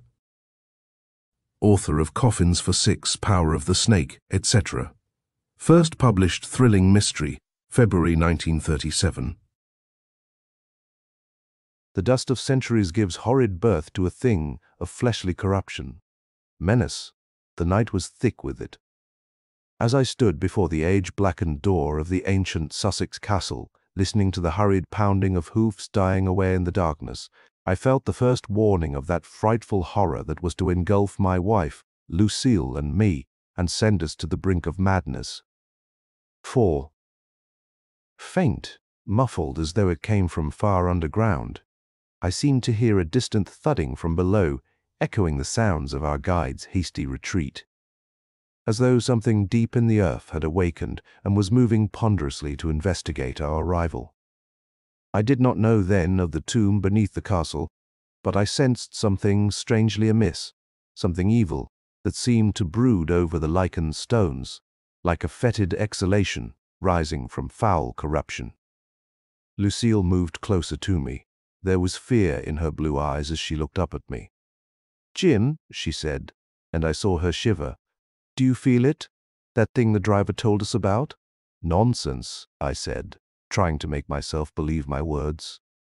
He said the devil lived below the castle, and we'd be able to smell the foulness of his breath. Apparently, he didn't think the moat could have a bad odor, too. That was true. The green-scummed black water of the moat, over which a rude bridge had been constructed, possessed a singularly horrible stench. I wondered if it had ever been drained. Lucille, about to reply, turned sharply. The door had opened slightly, and a man with a gaunt white face was peering at us from the gloom. A shrunken old man, with vivid dark eyes and a bloodless, wrinkled face. In a high-pitched, rasping voice, he demanded, "Well, what do you want? You're on the wrong." I interrupted him. "I am Jim Mason, your nephew. Don't you remember me? This is my wife." He scrutinized my face suspiciously. "Why, yes." "You are Jim, all right. What are you doing in Sussex?" "We're on our honeymoon." Lucille and I, as a matter of fact, I hesitated. We'd planned just a brief visit, merely to say hello, but the driver went off in such a hurry that I had no time to ask him to wait. We'd planned to stay in the village tonight. A flicker of amusement appeared on the gaunt face. "They don't like this castle, Jim." "Well, come in." "You too, Mrs. Mason. What's your first name?" "Good. I'll call you Lucille. I am Martin Argyle. Jim's told you, of course." He took Lucille's arm to escort her through the doorway, while I remained behind to pick up the traveling bags. Frowning, I followed them in. Somehow, I didn't like the way my uncle's claw-like hand gripped Lucille's bare arm, like the talon of a bird of prey, loathsomely caressing. "Leave the bags in the hall," he said over his shoulder, as he swung open a paneled door. "Come in here." The room into which he led us was comfortable enough, and a fire was blazing in a great stone fireplace. But shadows lurked disquietingly in the corners of the high ceiling. Always there were shadows in the castle, even in broad daylight. "It is odd that shadows can be so unpleasant, Kent," Argyle said sharply, and a man got up leisurely from an armchair before the fire and came forward to meet us. He was a slender chap, apparently in his early 20s, with a ruff of stiff red hair and horn-rimmed spectacles that gave him an inquisitive, owl-like appearance. Argyle introduced us. "This is Fred Kent," he said, "my assistant." A flash of memory came to me. "Not the son of Moss Kent?" I said. "My old partner," Argyle finished. "Yes, when Moss died, I rather took Fred under my wing, hey?" He stared at the youth. "That's right," Kent said. His voice was deep, pleasant. "I owe a great deal to Mr. Argyle. It's mutual," Argyle said, and I thought I detected a note of sarcasm in his voice. "You've been a great help in my research." Lucille, spreading her palms to the blaze, turned. "Jim's told me of that, Mr. Argyle. It must be fascinating work." The old man's eyebrows shot up. "Fascinating? My dear girl, that's scarcely the word. Occultism is the one great science." He broke off, and I saw him cast an odd glance at the floor. "Yet I am afraid sometimes," he finished somberly, "even though I bought this castle—" "Bought it," I ejaculated. "Yes, of course." "I can afford it, but come, sit down and get yourselves warm. Take this chair, Lucille." Those blue-veined fingers, resting on Lucille's shoulder, were trembling slightly. "Jim, I'll tell you something. I am quite sure that there is something buried in a vault that exists beneath this castle, something worth—" He made a sweeping gesture. "Well, its value cannot be measured in dollars." "What is it?" Lucille asked curiously. Instead of answering, Argyle said slowly, "This castle is built on the site of an old Druid temple. Down in the vaults," he broke off to say almost anxiously. "Now that you are here, you'll stay for a time, won't you? I need help, and I won't be ungrateful. We hadn't planned." I began, but Lucille interrupted me. I hardly think we can do that. Our steamer sails Monday, but until then, Argyle urged. Stay with me until then. You must, Jim. I need help. If it's a question of money, it isn't, I said shortly. But the old man's pathetic eagerness had rather touched me. Lucille, I said, can't we stay for a few days? She bit her lip, and then nodded slowly. Argyle smiled. Good, good. You come just when I needed you most. I need your help, Jim. You are strong. You are young and strong. And he laughed with a curious air of triumph. I saw Kent cast a warning glance at him, and felt a vague, uneasy premonition of something wrong. Throughout the rest of the evening this feeling persisted, and it was with a sense of relief that at last I heard my uncle offer to guide us to our rooms. He had already sent Kent upstairs to prepare our beds, but the high-ceilinged tower room to which Argyle conducted us bore the stamp of uncounted generations of tenancy, nor did the clean bed linen tend to dispel this impression. The four-poster bed was an antique, grotesquely carved. Argyle blew the dust from a table before setting down his lamp. It's the best room, he said. Kent and I sleep below. Come along, Jim. You have the next room. I followed him into a chamber similar in every respect to Lucille's, save that a little balcony jutted out from the tower, visible through incongruous French doors which some tenant had installed. I unpacked my suitcase while Argyle watched. After a time he went to the door. Tomorrow we'll go to the vaults, he informed me, and I heard his quiet laughter as he descended the stairs. I examined the bed, an old four-poster affair, with dark green curtains all around it. These I dragged from their place, creating a stifling smother of dust. While waiting for it to settle, I went out on the balcony and lit a cigarette. The night was very dark. The moon shed a faint dim glow through piling black clouds, and I saw water gleaming from the moat below. But for the most part it was as though I stood staring out into the blackness of infinite space. To my mind, a thought came, unbidden. Never on them does the shining sun look down with his beams, but deadly night is spread abroad over these hapless men. Where had I read that suddenly, I remembered? They were Homer's lines describing Odysseus' visit to the land of the dead. And truly this was a place of deathly gloom and shadows to which I had come. The dark burden of the centuries had fallen heavily on the Sussex castle, and from the very stones beneath my feet I imagined there exhaled a subtle odor of decay and frightening antiquity. I cast my cigarette away, watched the red spark drop down to be quenched in the waters of the moat.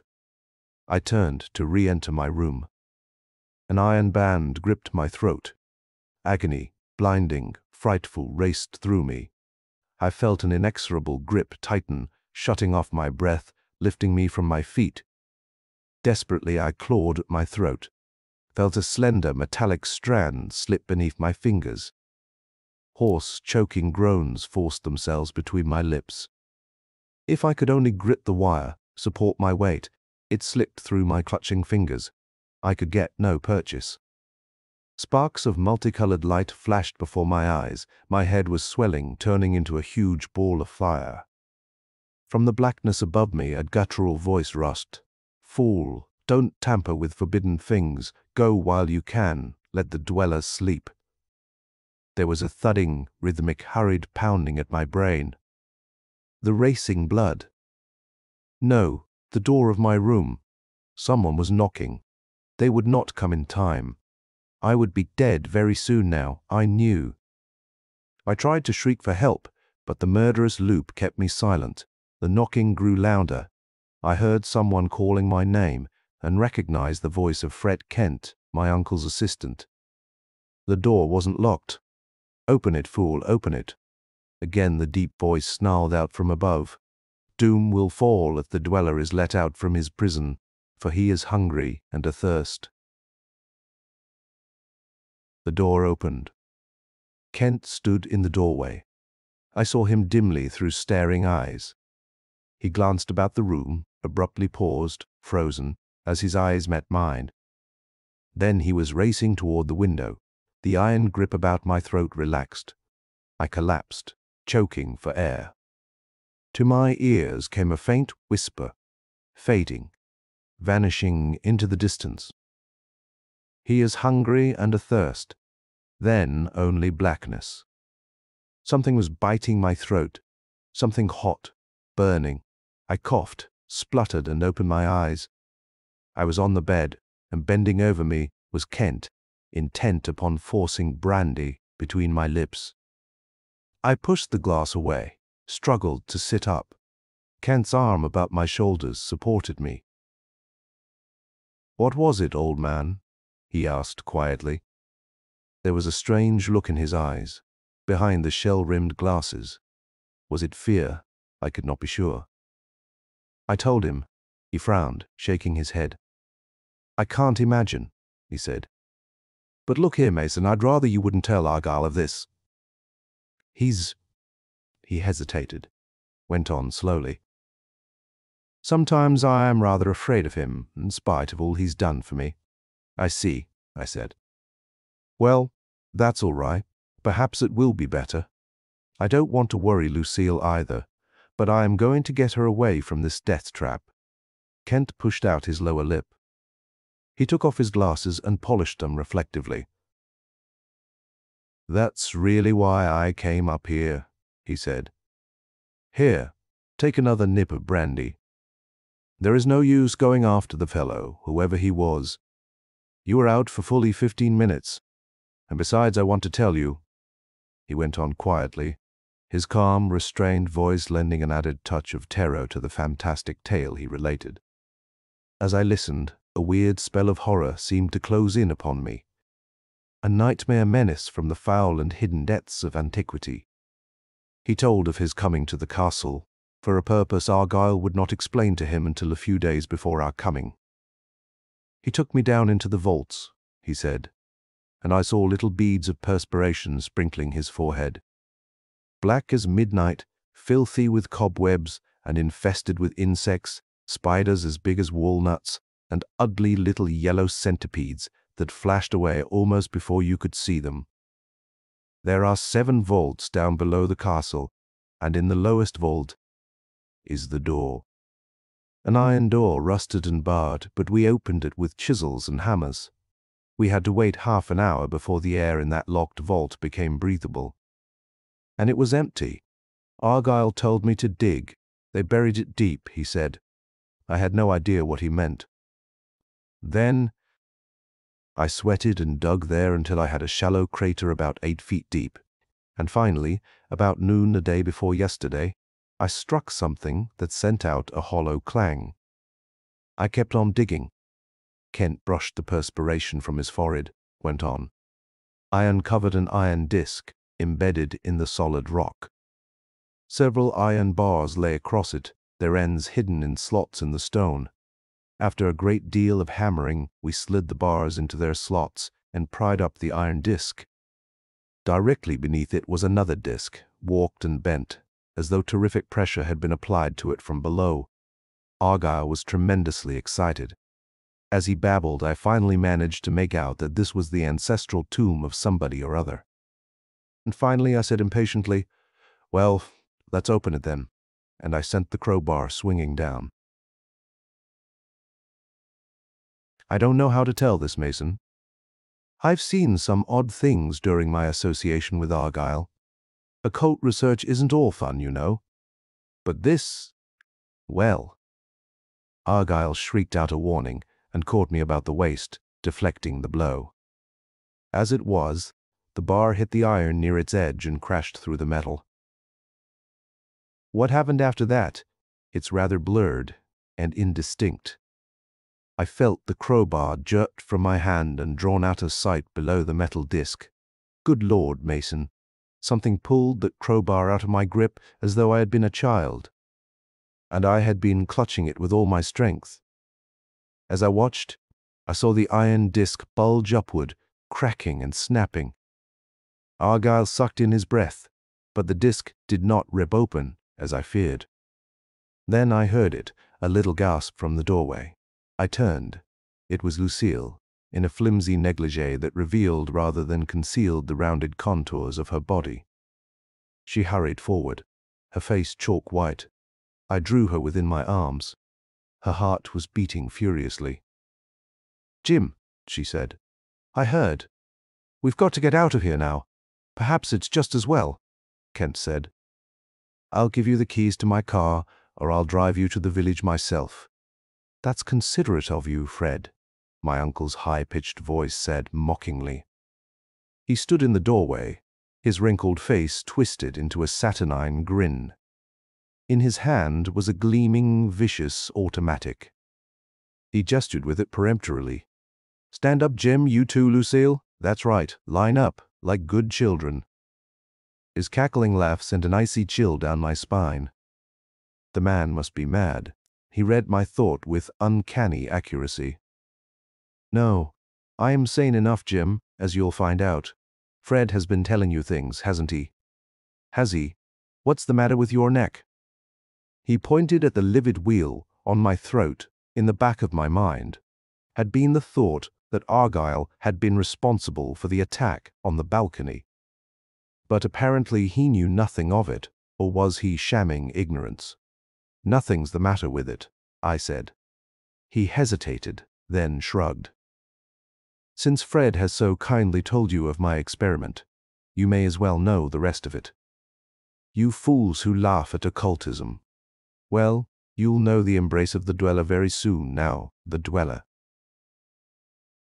His shrunken red lids dropped over the glittering eyes, but as I moved, they lifted again. The black muzzle of the automatic was aimed unwaveringly at my heart.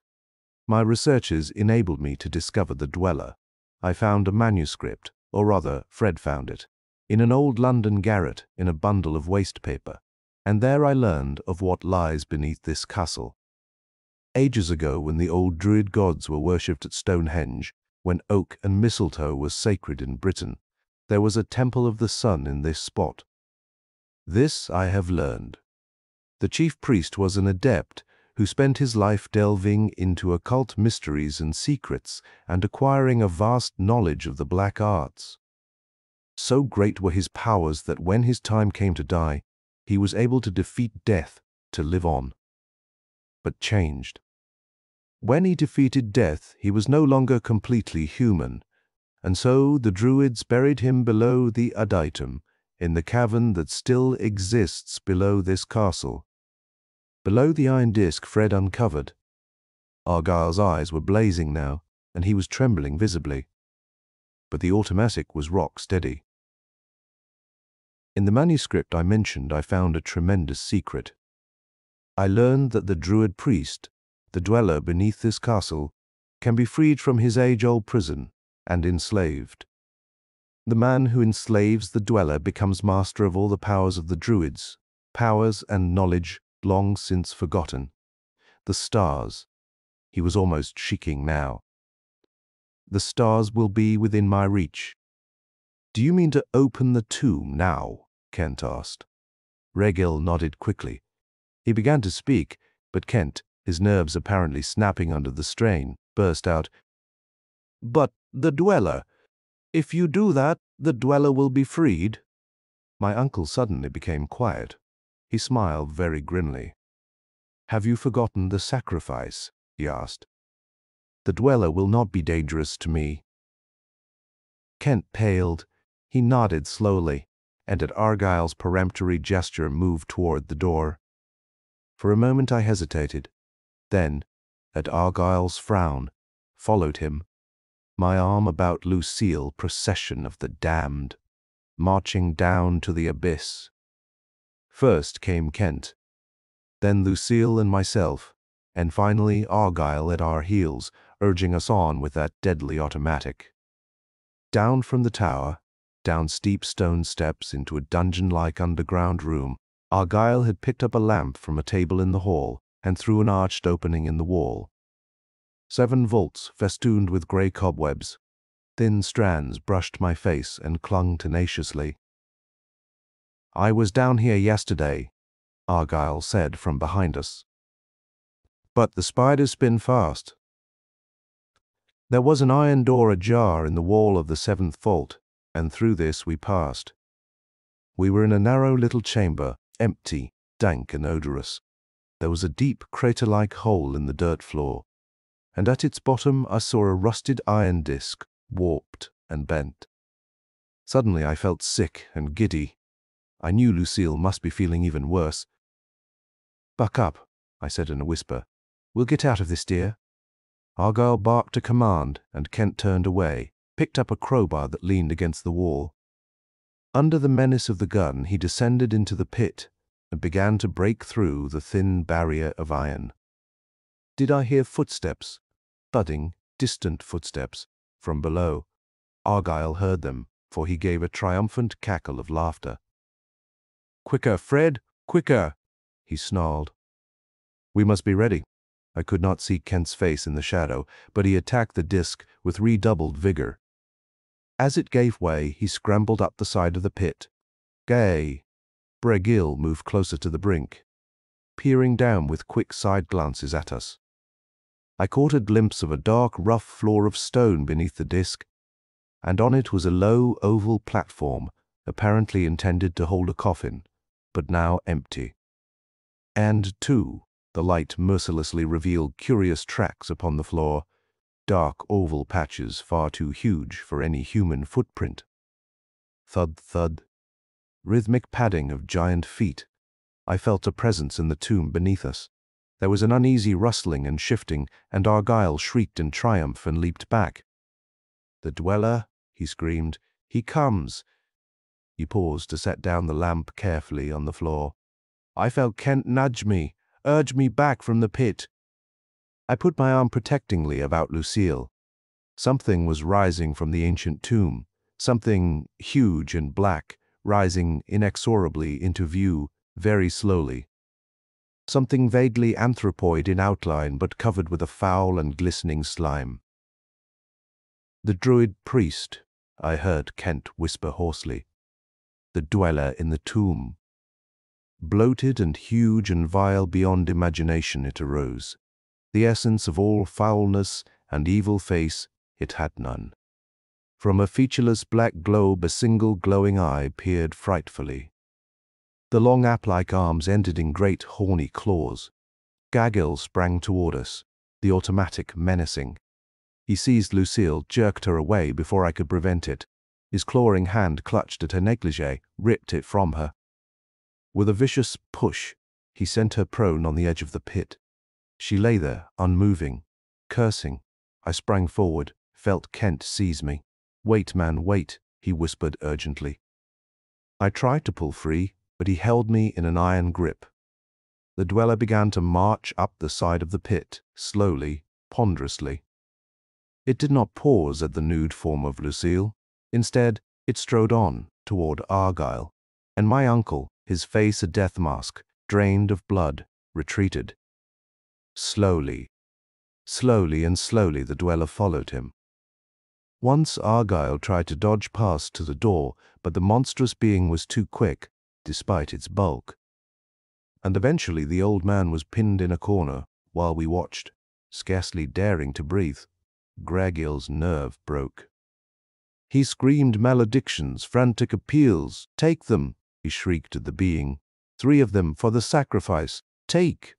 Abruptly, he flung up the automatic, fired. Rolling thunder reverberated through the chamber, and then Argyle was staring stupidly at the empty gun, while the dweller moved inexorably forward. Argyle flattened himself against the wall.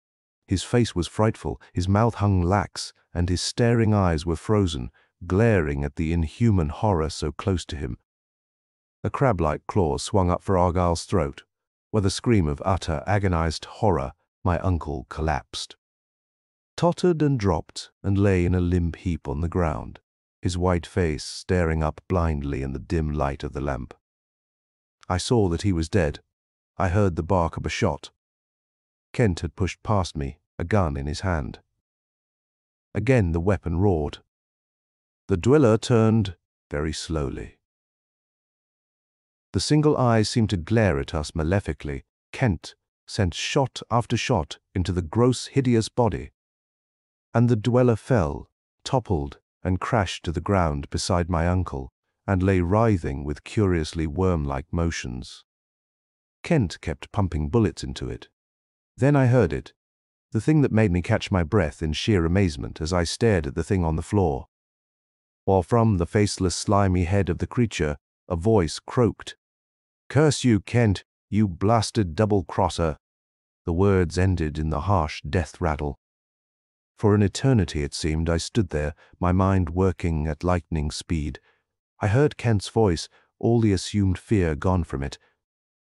"The swine," he said coldly. "Why did he have to?" I broke in. "Then you were responsible for this. You've been behind the whole thing." His eyes were amused behind the horn-rimmed glasses. "Yes, that's right. Now, unfortunately, I'll have to kill you. I hadn't planned. Keep back." The gun menaced me. I retreated a step. If I could play for time, perhaps. "Who's your friend, then?" I asked as calmly as I could. Kent smiled. "The same chap who lassoed you on the balcony. The man who drove you here. He's been working for me for quite a while. But my plan went wrong. I hadn't intended to kill old Argyle. The swine. If I could only have driven him mad as I had planned. But I hadn't realized how weak his heart was." "But why?" I asked desperately. "What did you have against my uncle? He befriended you after he killed my father," Kent snapped. "You didn't know that, did you?" "They were partners." "Yes, but Argyle managed to defraud my father and leave him penniless. And because of that, my father killed himself. I didn't know that myself until a few months ago when I found an old notebook of his. Then I determined to have my revenge, to strike at Argyle through his belief in occultism, his weakest spot." "What about the manuscript?" "Forged. I located this castle, did a little construction work on these vaults, but little was necessary. There is another entrance to the tomb, of course. Then I cooked up a legend that would appear authentic to Argyle, and told him I'd found the parchment. As I expected, he bought the castle and set out to enslave the dweller. I really didn't want to kill you unless I had to," he went on mathfully. "In fact, I tried to frighten you away by having you attacked and by telling you a wild tale about the dweller. I didn't expect Argyle would force the issue." Suddenly I remembered something. "And when you told Argyle that if he opened the tomb, the dweller would escape, you were really talking to him," I ventured, nodding toward the motionless black figure that was at my feet. He nodded. "Yes, he was outside on the balcony, and that gave him his cue. I decided to let Argyle have his way. I'd already seen to it that his gun was loaded with blanks, and I'd planned to kill the dweller, then unmask him, and be as surprised as you." He smiled grimly as he finished. "Naturally, nobody would suspect me. They'd think our friend had been trying to hoax Argyle and me. But the fool talked. I didn't expect that, so—" He lifted the gun. Its muzzle seemed to grow, to become a well of blackness that would swallow me. I tensed, although I read murder in Kent's eyes, and knew I'd have no chance. His finger was tightening on the trigger. Lancing through the vault came a scream. From the corner of my eye, I saw a white figure leaping up. "Lucille!"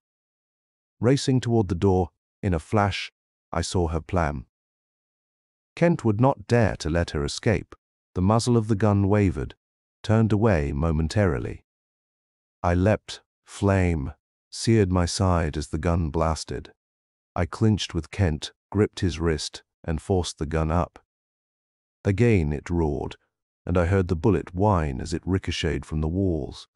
I wrenched Kent's wrist viciously, and he dropped the gun. His knee drove up at my groin, but I twisted aside, evading the blow. His fingers were at my throat, now digging in viciously. Suddenly I felt my strength draining away. The previous attack had weakened me more than I had realized. Desperately, I threw myself back. We fell on the edge of the pit, and the breath was driven from my lungs. We tottered there for a moment, and then we went rolling over and over down the incline, blinded with dirt, snarling curses. Those iron fingers were closing remorselessly on my throat. I felt emptiness beneath me, felt air rush past me as we plunged down. We struck with an impact that jarred me into momentary unconsciousness. Then I was staggering to my feet, feeling the murderous hands fall away from my neck. Kent lay flat on his back, staring up through the horn-rimmed glasses. Oddly, they were unbroken. On the stone around Kent's head was an irregular splotch of grey and crimson. "Jim!" It was Lucille's voice. She was on the edge of the pit, looking down at me. "Are you hurt?" "Is he?" "I'm all right," I said. "Kent is dead." There was a ladder on the floor nearby, kicked away when the spurious dweller had ascended. It was the work of a moment to raise it and clamber from the tomb.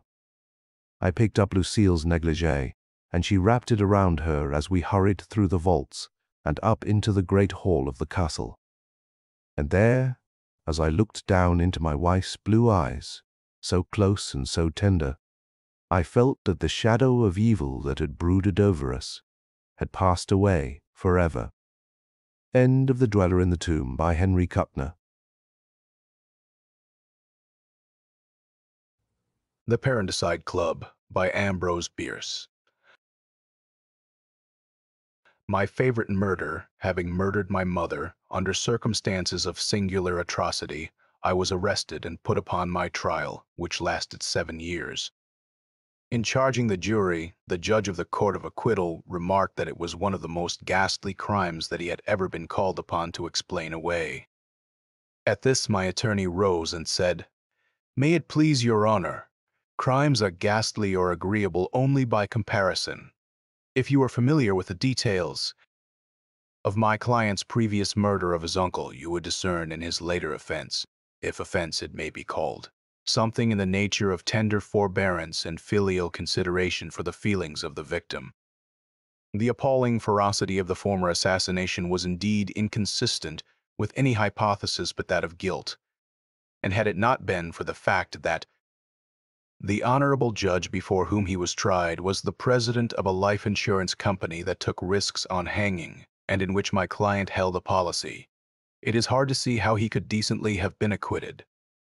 If your honor would like to hear about it for instruction and guidance of your honor's mind, this unfortunate man, my client, will consent to give himself the pain of relating it under oath."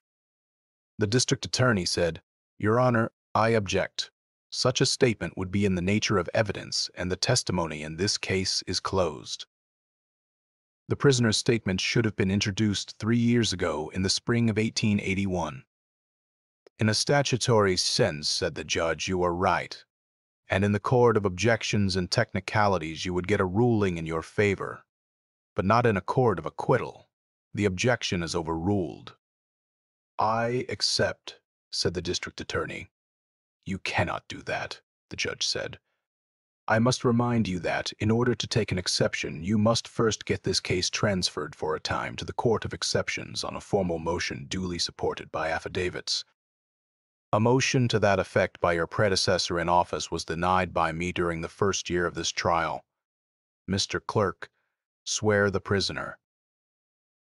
The customary oath having been administered, I made the following statement, which impressed the judge with so strong a sense of the comparative triviality of the offense for which I was on trial that he made no further search for mitigating circumstances, but simply instructed the jury to acquit, and I left the court without a stain upon my reputation.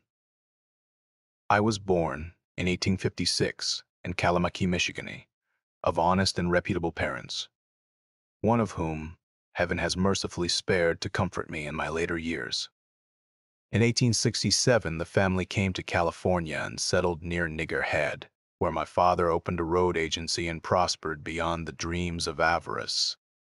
He was a reticent, saturnine man then, though his increasing years have now somewhat relaxed the austerity of his disposition, and I believe that nothing but his memory of the sad event for which I am now on trial prevents him from manifesting a genuine hilarity. 4 years after we had set up the road agency, an itinerant preacher came along, and having no other way to pay for the night's lodging that we gave him, favored us with an exhortation of such power that, praise God, we were all converted to religion. My father at once sent for his brother, the Honorable William Ridley of Stockton, and on his arrival turned over the agency to him, charging him nothing for the franchise nor plant, the latter consisting of a Winchester rifle, a sawed-off shotgun, and an assortment of masks made out of flour sacks. The family then moved to Ghost Rock and opened a dance house. It was called the Saints' Rest Hurdy-Gurdy, and the proceedings each night began with prayer. It was there that my now sainted mother, by her grace in a dance, acquired the sobriquet of the Bucking Walrus. In the fall of '75, I had occasion to visit Coyote on the road to Mahala, and took the stage at Ghost Rock. There were 4 other passengers about 3 miles beyond Niggerhead. Persons whom I identified as my Uncle William and his 2 sons held up the stage. Finding nothing in the express box, they went through the passengers. I acted a most honorable part in the affair, placing myself in line with the others, holding up my hands and permitting myself to be deprived of $40 and a gold watch. From my behavior, no one could have suspected that I knew the gentleman who gave the entertainment. A few days later, when I went to Niggerhead and asked for the return of my money and watch, my uncle and cousins swore they knew nothing of the matter, and they affected a belief that my father and I had done the job ourselves in dishonest violation of commercial good faith. Uncle William even threatened to retaliate by starting an opposition dance house at Ghost Rock. As the Saints' Rest had become rather unpopular, I saw that this would assuredly ruin it and prove a paying enterprise. So I told my uncle that I was willing to overlook the past if he would take me into the scheme and keep the partnership a secret from my father. This fair offer he rejected, and I then perceived that it would be better and more satisfactory if he were dead. My plans to that end were soon perfected, and communicating them to my dear parents, I had the gratification of receiving their approval. My father said he was proud of me, and my mother promised that, although her religion forbade her to assist in taking human life, I should have the advantage of her prayers for my success. As a preliminary measure, looking to my security in case of detection, I made an application for membership in that powerful order, the Knights of Murder, and in due course was received as a member of the Ghost Rock Commandery. On the day that my probation ended, I was for the first time permitted to inspect the records of the order and learn who belonged to it, all the rites of initiation having been conducted in masks. Fancy my delight when, in looking over the roll of membership, I found the 3rd name to be that of my uncle, who, indeed, was junior vice-chancellor of the order. Here was an opportunity exceeding my wildest dreams. To murder I could add insubordination and treachery. It was what my good mother would have called a special providence. At about this time, something occurred which caused my cup of joy, already full, to overflow on all sides, a circular cataract of bliss. 3 men, strangers in that locality, were arrested for the stage robbery in which I had lost my money and watch. They were brought to trial, and despite my efforts to clear them and fasten the guilt upon 3 of the most respectable and worthy citizens of Ghost Rock, convicted on the clearest proof, the murder would now be as wanton and reasonless as I could wish. One morning I shouldered my Winchester rifle and, going over to my uncle's house near Niggerhead, asked my Aunt Mary, his wife, if he were at home, adding that I had come to kill him. My aunt replied, with her peculiar smile, that so many gentlemen called on that errand and were afterward carried away without having performed it, that I must excuse her for doubting my good faith in the matter. She said I did not look as if I would kill anybody. So as a proof of good faith, I leveled my rifle and wounded a Chinaman who happened to be passing the house. She said she knew whole families that could do a thing of that kind, but Bill Ridley was a horse of another color. She said, however, that I would find him over on the other side of the creek in the sheep lot, and she added that she hoped the best man would win. My Aunt Mary was one of the most fair-minded women that I have ever met, I found my uncle down on his knees engaged in skinning a sheep. Seeing that he had neither gun nor pistol handy, I had not the heart to shoot him. So I approached him, greeted him pleasantly, and struck him a powerful blow on the head with the butt of my rifle. I have a very good delivery, and Uncle William lay down on his side, then rolled over on his back, spread out his fingers, and shivered. Before he could recover the use of his limbs, I seized the knife that he had been using and cut his hamstrings. You know doubtless that when you sever the tendo Achilles, the patient has no further use of his leg. It is just the same as if he had no leg. Well, I parted them both, and when he revived, he was at my service. As soon as he comprehended the situation, he said, "Samuel, you have got the drop on me and can afford to be generous. I have only one thing to ask of you, and that is that you carry me to the house and finish me in the bosom of my family." I told him I thought that a pretty reasonable request, and I would do so if he would let me put him into a wheat sack. He would be easier to carry that way, and if we were seen by the neighbors en route, it would cause less remark. He agreed to that, and going to the barn, I got a sack. This, however, did not fit him. It was too short and much wider than he. So I bent his legs, forced his knees up against his breast, and got him into it that way, tying the sack above his head. He was a heavy man, and I had all that I could do to get him on my back. But I staggered along for some distance until I came to a swing that some of the children had suspended to the branch of an oak. Here I laid him down and sat upon him to rest, and the sight of the rope gave me a happy inspiration.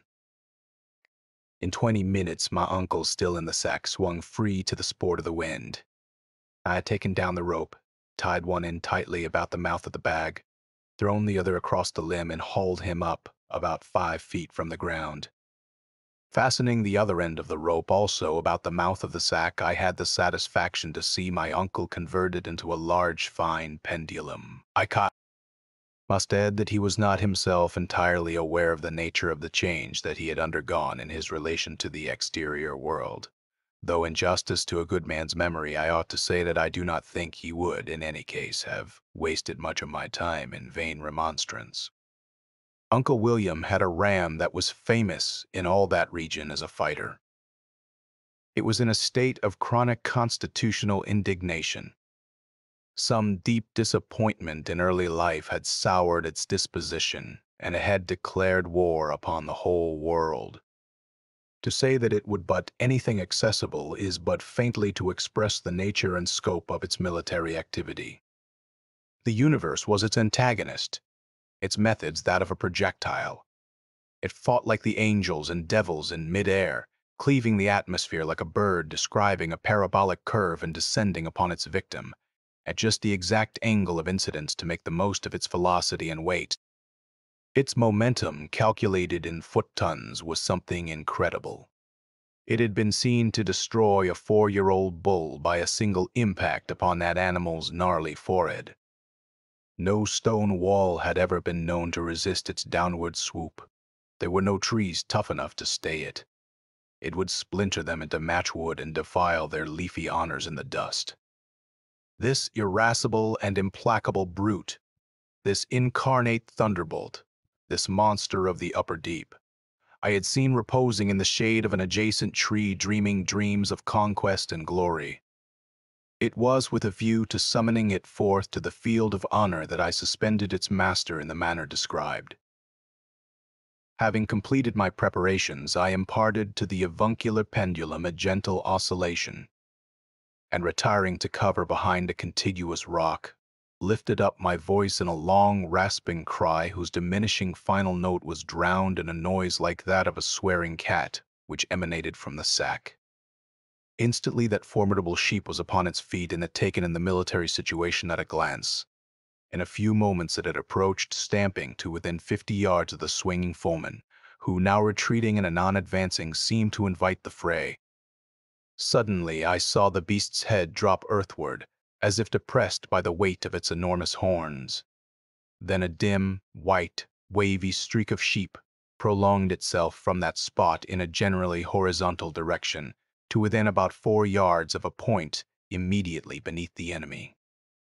There it struck sharply upward, and before it had faded from my gaze at the place whence it had set out, I heard a horrid thump and a piercing scream, and my poor uncle shot forward with a slack rope higher than the limb to which he was attached. Here the rope tautened with a jerk, arresting his flight, and back he swung in a breathless curve to the other end of his arc. The ram had fallen, a heap of indistinguishable legs, wool and horns, but pulling itself together and dodging, as its antagonist swept downward, it retired at random, alternately shaking its head and stamping its forefeet. When it had backed about the same distance as that from which it had delivered the assault, it paused again, bowed its head as if in prayer for victory, and again shot forward, dimly visible as before, a prolonging white streak with monstrous undulations, ending with a sharp ascension. Its course this time was at a right angle to its former one, and its impatience so great that it struck the enemy before he had nearly reached the lowest point of his arc. In consequence, he went flying round and round in a horizontal circle whose radius was about equal to half the length of the rope, which, I forgot to say, was nearly 20 feet long. His shrieks, crescendo in approach and diminuendo in recession, made the rapidity of his revolution more obvious to the ear than to the eye. He had evidently not yet been struck in a vital spot. His posture in the sack and the distance from the ground at which he hung compelled the ram to operate upon his lower extremities and the end of his back, like a plant that has struck its root into some poisonous mineral.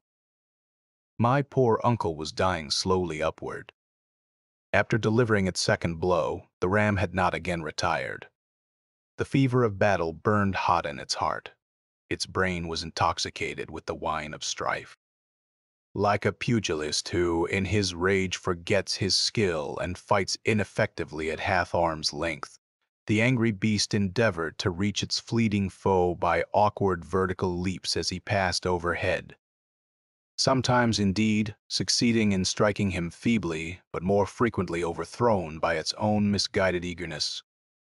But as the impetus was exhausted and the man's circles narrowed in scope and diminished in speed, bringing him nearer to the ground, these tactics produced better results, eliciting a superior quality of screams which I greatly enjoyed. Suddenly, as if the bugles had sung truce, the ram suspended hostilities and walked away, thoughtfully wrinkling and smoothing its great aquiline nose, and occasionally cropping a bunch of grass and slowly munching it. It seemed to have tired of war's alarms and resolved to beat the sword into a plowshare and cultivate the arts of peace. Steadily it held its course away from the field of fame until it had gained a distance of nearly a quarter of a mile. There it stopped and stood with its rear to the foe, chewing its cud and apparently half asleep. I observed, however, an occasional slight turn of its head, as if its apathy were more affected than real. Meantime, Uncle William's shrieks had abated with his motion, and nothing was heard from him but long, low moans, and at long intervals my name uttered in pleading tones, exceedingly grateful to my ear. Evidently the man had not the faintest notion of what was being done to him, and was inexpressibly terrified. When death comes cloaked in mystery, he is terrible indeed. Little by little my uncle's oscillations diminished, and finally he hung motionless. I went to him and was about to give him the coup de grace when I heard and felt a succession of smart shocks, which shook the ground like a series of light earthquakes, and turning in the direction of the ram saw a long cloud of dust approaching me with inconceivable rapidity and alarming effect. At a distance of some 30 yards away it stopped short, and from the near end of it rose into the air what I at first thought a great white bird. Its ascent was so smooth and easy and regular that I could not realize its extraordinary celerity, and was lost in admiration of its grace. To this day the impression remains that it was a slow, deliberate movement, the ram, for it was that animal, being upborne by some power other than its own impetus, and supported through the successive stages of its flight with infinite tenderness and care. My eyes followed its progress through the air with unspeakable pleasure, all the greater by contrast with my former terror of its approach by land. Onward and upward the noble animal sailed, its head bent down almost between its knees, its forefeet thrown back, its hinder legs trailing to rear like the legs of a soaring heron. At a height of 40 or 50 feet, as fond recollection presents it to view, it attained its zenith and appeared to remain an instant stationary, then, tilting suddenly forward without altering the relative position of its parts, it shot downward on a steeper and steeper course, with augmenting velocity, passed immediately above me with a noise like the rush of a cannon shot, and struck my poor uncle almost squarely on the top of the head. So frightful was the impact that not only the man's neck was broken, but the rope too, and the body of the deceased, forced against the earth, was crushed to pulp beneath the awful front of that meteoric sheep.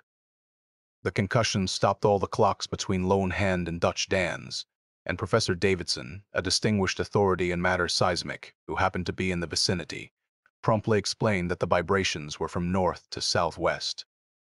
Altogether, I cannot help thinking that in point of artistic atrocity, my murder of Uncle William has seldom been excelled. Oil of Dog. My name is Boffer Bings. I was born of honest parents in one of the humbler walks of life, my father being a manufacturer of dog oil and my mother having a small studio in the shadow of the village church where she disposed of unwelcome babes. In my boyhood, I was trained to habits of industry. I not only assisted my father in procuring dogs for his vats, but was frequently employed by my mother to carry away the debris of her work in the studio. In performance of this duty, I sometimes had need of all my natural intelligence, for all the law officers of the vicinity were opposed to my mother's business. They were not elected on an opposition ticket, and the matter had never been made a political issue. It just happened so.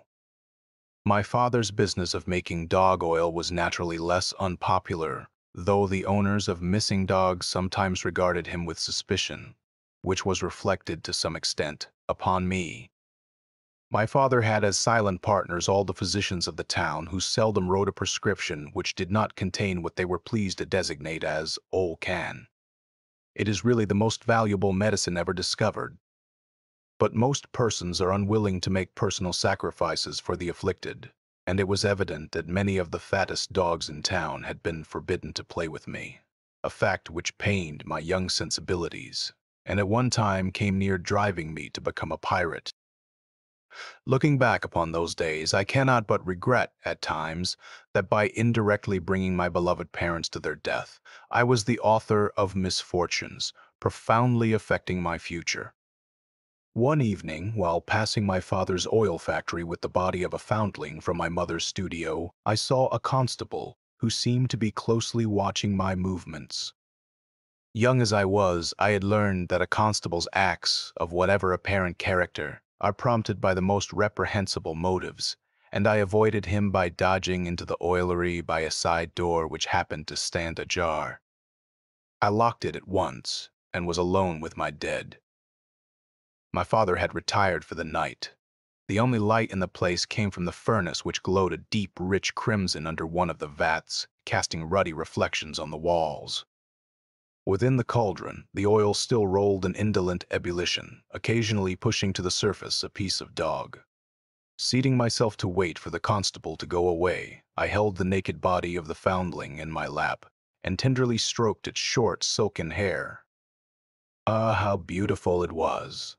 Even at that early age, I was passionately fond of children, and as I looked upon this cherub, I could almost find it in my heart to wish that the small red wound upon its breast, the work of my dear mother, had not been mortal. It had been my custom to throw the babes into the river which nature had thoughtfully provided for the purpose. But that night I did not dare to leave the oilery for fear of the constable. After all, I said to myself, it cannot greatly matter if I put it into this cauldron. My father will never know the bones from those of a puppy, and the few deaths which may result from administering another kind of oil for the incomparable Ol' Can are not important in a population which increases so rapidly. In short, I took the first step in crime and brought myself untold sorrow by casting the babe into the cauldron. The next day, somewhat to my surprise, my father, rubbing his hands with satisfaction, informed me and my mother that he had obtained the finest quality of oil that was ever seen, that the physicians to whom he had shown samples had so pronounced it. He added that he had no knowledge as to how the result was obtained. The dogs had been treated in all respects as usual and were of an ordinary breed. I deemed it my duty to explain, which I did, though palsied would have been my tongue if I could have foreseen the consequences. Bewailing their previous ignorance of the advantages of combining their industries, my parents at once took measures to repair the error. My mother removed her studio to a wing of the factory building, and my duties in connection with the business ceased. I was no longer required to dispose of the bodies of the small superfluous, and there was no need of alluring dogs to their doom, for my father discarded them altogether, though they still had an honorable place in the name of the oil. So suddenly thrown into idleness, I might naturally have been expected to become vicious and dissolute, but I did not. The holy influence of my dear mother was ever about me, to protect me from the temptations which beset youth, and my father was a deacon in the church. Alas, that through my fault these estimable persons should have come to so bad an end. Finding a double profit in her business, my mother now devoted herself to it with a new assiduity. She removed not only superfluous and unwelcome babes to order, but went out into the highways and byways, gathering in children of a larger growth, and even such adults as she could entice to the oilery.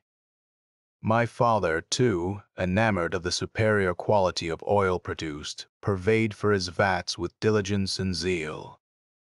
The conversion of their neighbors into dog oil became in short the one passion of their lives. An absorbing and overwhelming greed took possession of their souls and served them in place of a hope in heaven, by which, also, they were inspired. So enterprising had they now become that a public meeting was held and resolutions passed severely censuring them. It was intimated by the chairman that any further raids upon the population would be met in a spirit of hostility. My poor parents left the meeting, broken-hearted, desperate, and I believe not altogether sane. Anyhow, I deemed it prudent not to enter the oilery with them that night, but slept outside in a stable. At about midnight, some mysterious impulse caused me to rise and peer through a window into the furnace room where I knew my father now slept. The fires were burning as brightly as if the following day's harvest had been expected to be abundant. One of the large cauldrons was slowly walloping, with a mysterious appearance of self-restraint, as if it bided its time to put forth its full energy. My father was not in bed. He had risen in his night clothes and was preparing a noose and a strong cord. From the looks which he cast at the door of my mother's bedroom, I knew too well the purpose that he had in mind. Speechless and motionless with terror, I could do nothing in prevention or warning. Suddenly the door of my mother's apartment was opened, noiselessly, and the two confronted each other, both apparently surprised. The lady also was in her night clothes, and she held in her right hand the tool of her trade, a long, narrow-bladed dagger. She, too, had been unable to deny herself the last profit which the unfriendly action of the citizens in my absence had left her. For one instant they looked into each other's blazing eyes and then sprang together with indescribable fury. Round and round the room they struggled, the man cursing, the woman shrieking, both fighting like demons. She to strike him with the dagger, he to strangle her with his great bare hands. I know not how long I had the unhappiness to observe this disagreeable instance of domestic infelicity, but at last, after a more than usually vigorous struggle, the combatants suddenly moved apart. My father's breast and my mother's weapon showed evidences of contact. For another instant they glared at each other in the most unamiable way. Then my poor, wounded father, feeling the hand of death upon him, leaped forward, unmindful of resistance, grasped my dear mother in his arms, dragged her to the side of the boiling cauldron, collected all his failing energies, and sprang in with her. In a moment both had disappeared, and were adding their oil to that of the committee of citizens who had called the day before with an invitation to the public meeting. Convinced that these unhappy events closed to me every avenue to an honorable career in that town, I removed to the famous city of Otumwi, where these memoirs are written with a heart full of remorse for a heedless act entailing so dismal a commercial disaster. An imperfect conflagration. Early one June morning in 1872, I murdered my father, an act which made a deep impression on me at the time. This was before my marriage. While I was living with my parents in Wisconsin, my father and I were in the library of our home, dividing the proceeds of a burglary which we had committed that night. These consisted of household goods mostly, and the task of equitable division was difficult. We got on very well with the napkins, towels, and such things, and the silverware was parted pretty nearly equally. But you can see for yourself that, when you try to divide a single music box by two without a remainder, you will have trouble. It was that music box which brought disaster and disgrace upon our family. If we had left it, my poor father might now be alive. It was a most exquisite and beautiful piece of workmanship, inlaid with costly woods and carven very curiously. It would not only play a great variety of tunes, but would whistle like a quail, bark like a dog, crow every morning at daylight whether it was wound up or not, and break the 10 Commandments. It was this last mentioned accomplishment that won my father's heart, and caused him to commit the only dishonorable act of his life, though possibly he would have committed more if he had been spared. He tried to conceal that music box from me, and declared upon his honor that he had not taken it, though I know very well that, so far as he was concerned, the burglary had been undertaken chiefly for the purpose of obtaining it. My father had the music box hidden under his cloak. We had worn cloaks by way of disguise. He had solemnly assured me that he did not take it. I knew that he did, and knew something of which he was evidently ignorant, namely, that the box would crow at daylight and betray him, if I could prolong the division of profits till that time. All occurred as I wished. As the gaslight began to pale in the library and the shape of the windows was seen dimly behind the curtains, a long cock-a-doodle-doo came from beneath the old gentleman's cloak, followed by a few bars of an aria from Tannhauser, ending with a loud click. A small hand axe which we had used to break into the unlucky house lay between us on the table. I picked it up. The old man, seeing that further concealment was useless, took the box from under his cloak and set it on the table. "Cut it in two, if you prefer that plan," said he. I tried to save it from destruction. He was a passionate lover of music and could himself play the concertina with expression and feeling. I said, "I do not question the purity of your motive. It would be presumptuous of me to sit in judgment on my father, but business is business, and with this axe I'm going to effect a dissolution of our partnership, unless you will consent in all future burglaries to wear a bell punch." "No," he said after some reflection. "No, I could not do that. It would look like a confession of dishonesty. People would say that you distrusted me." I could not help admiring his spirit and sensitiveness. For a moment I was proud of him and disposed to overlook his fault. But a glance at the richly jeweled music box decided me, and as I said, I removed the old man from this vale of tears. Having done so, I was a trifle uneasy. Not only was he, my father, the author of my being, but the body would be certainly discovered. It was now broad daylight, and my mother was likely to enter the library at any moment. Under the circumstances, I thought it expedient to remove her also, which I did. Then I paid off all the servants and discharged them. That afternoon I went to the chief of police, told him what I had done, and asked his advice. It would be very painful to me if the facts became publicly known. My conduct would be generally condemned. The newspapers would bring it up against me if ever I should run for office. The chief saw the force of these considerations. He was himself an assassin of wide experience. After consulting with the presiding judge of the court of variable jurisdiction, he advised me to conceal the bodies in one of the bookcases. get a heavy insurance on the house, and burn it down. This I proceeded to do. In the library was a bookcase which my father had recently purchased of some cranky inventor and had not filled. It was in shape and size something like the old-fashioned wardrobes, which one sees in bedrooms without closets, but opened all the way down, like a woman's nightdress. It had glass doors. I had recently laid out my parents, and they were now rigid enough to stand erect, so I stood them in this bookcase, from which I had removed the shelves. I locked them in and tacked some curtains over the glass doors. The inspector from the insurance office passed a half-dozen times before the case without suspicion. That night, after getting my policy, I set fire to the house and started through the woods to town 2 miles away, where I managed to be found about the time the excitement was at its height. With cries of apprehension for the fate of my parents, I joined the rush and arrived at the fire some 2 hours after I had kindled it. The whole town was there as I dashed up. The house was entirely consumed, but in one end of the level bed of glowing embers, bolt upright and uninjured, was that bookcase. The curtains had burned away, exposing the glass doors through which the fierce red light illuminated the interior. There stood my dear father, in his habit as he lived, and at his side the partner of his joys and sorrows. Not a hair of them was singed.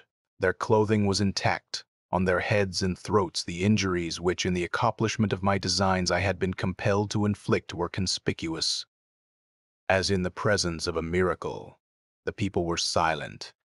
Awe and terror had stilled every tongue. I was myself greatly affected. Some 3 years later, when the events herein related had nearly faded from my memory, I went to New York to assist in passing some counterfeit United States bonds. Carelessly looking into a furniture store one day, I saw the exact counterpart of that bookcase. I bought it for a trifle from a reformed inventor, the dealer explained. He said it was fireproof, the pores of the wood being filled with alum under hydraulic pressure, and the glass made of asbestos. I don't suppose it is really fireproof. You can have it at the price of an ordinary bookcase. No, I said. If you cannot warrant it fireproof, I won't take it, and I bade him good morning. I would not have had it at any price. It revived memories that were exceedingly disagreeable. The hypnotist, by those of my friends who happen to know that I sometimes amuse myself with hypnotism, mind-reading, and kindred phenomena, I am frequently asked if I have a clear conception of the nature of whatever principle underlies them. To this question I always reply that I neither have nor desire to have. I am no investigator with an ear at the keyhole of nature's workshop, trying with vulgar curiosity to steal the secrets of her trade. The interests of science are as little to me as mine seem to have been to science. Doubtless the phenomena in question are simple enough, and in no way transcend our powers of comprehension, if only we could find the clue. But for my part, I prefer not to find it, for I am of a singularly romantic disposition, deriving more gratification from mystery than from knowledge. It was commonly remarked of me when I was a child that my big blue eyes appeared to have been made rather to look into than look out of. Such was their dreamful beauty, and in my frequent periods of abstraction their indifference to what was going on. In those peculiarities they resembled, I venture to think, the soul which lies behind them, always more intent upon some lovely conception which it has created in its own image, than concerned about the laws of nature and the material frame of things. All this, irrelevant and egotistic as it may seem, is related by way of accounting for the meagerness of the light that I am able to throw upon a subject that has engaged so much of my attention, and concerning which there is so keen and general a curiosity. With my powers and opportunities, another person might doubtless have an explanation for much of what I present, simply as narrative. My first knowledge that I possessed unusual powers came to me in my 14th year when at school. Happening one day to have forgotten to bring my noonday luncheon, I gazed longingly at that of a small girl who was preparing to eat hers. Looking up, her eyes met mine, and she seemed unable to withdraw them. After a moment of hesitancy, she came forward in an absent kind of way, and without a word surrendered her little basket with its tempting contents and walked away. Inexpressibly pleased, I relieved my hunger and destroyed the basket. After that, I had not the trouble to bring a luncheon for myself. That little girl was my daily purveyor, and not infrequently, in satisfying my simple need from her frugal store, I combined pleasure and profit by constraining her attendance at the feast, and making misleading proffer of the viands, which eventually I consumed to the last fragment. The girl was always persuaded that she had eaten all herself, and later in the day her tearful complaints of hunger surprised the teacher, entertained the pupils, earned for her the sobriquet of greedy gut, and filled me with a peace past understanding. A disagreeable feature of this otherwise satisfactory condition of things was the necessary secrecy. The transfer of the luncheon, for example, had to be made at some distance from the madding crowd in a wood, and I blush to think of the many other unworthy subterfuges entailed by the situation. As I was, and am, naturally of a frank and open disposition, these became more and more irksome. And but for the reluctance of my parents to renounce the obvious advantages of the new regime, I would gladly have reverted to the old. The plan that I finally adopted to free myself from the consequences of my own powers excited a wide and keen interest at the time, and that part of it which consisted in the death of the girl was severely condemned, but it is hardly pertinent to the scope of this narrative. For some years afterward I had little opportunity to practice hypnotism. Such small essays as I made at it were commonly barren of other recognition than solitary confinement on a bread and water diet. Sometimes, indeed, they elicited nothing better than the cat o' nine tails. It was when I was about to leave the scene of these small disappointments that my one really important feat was performed.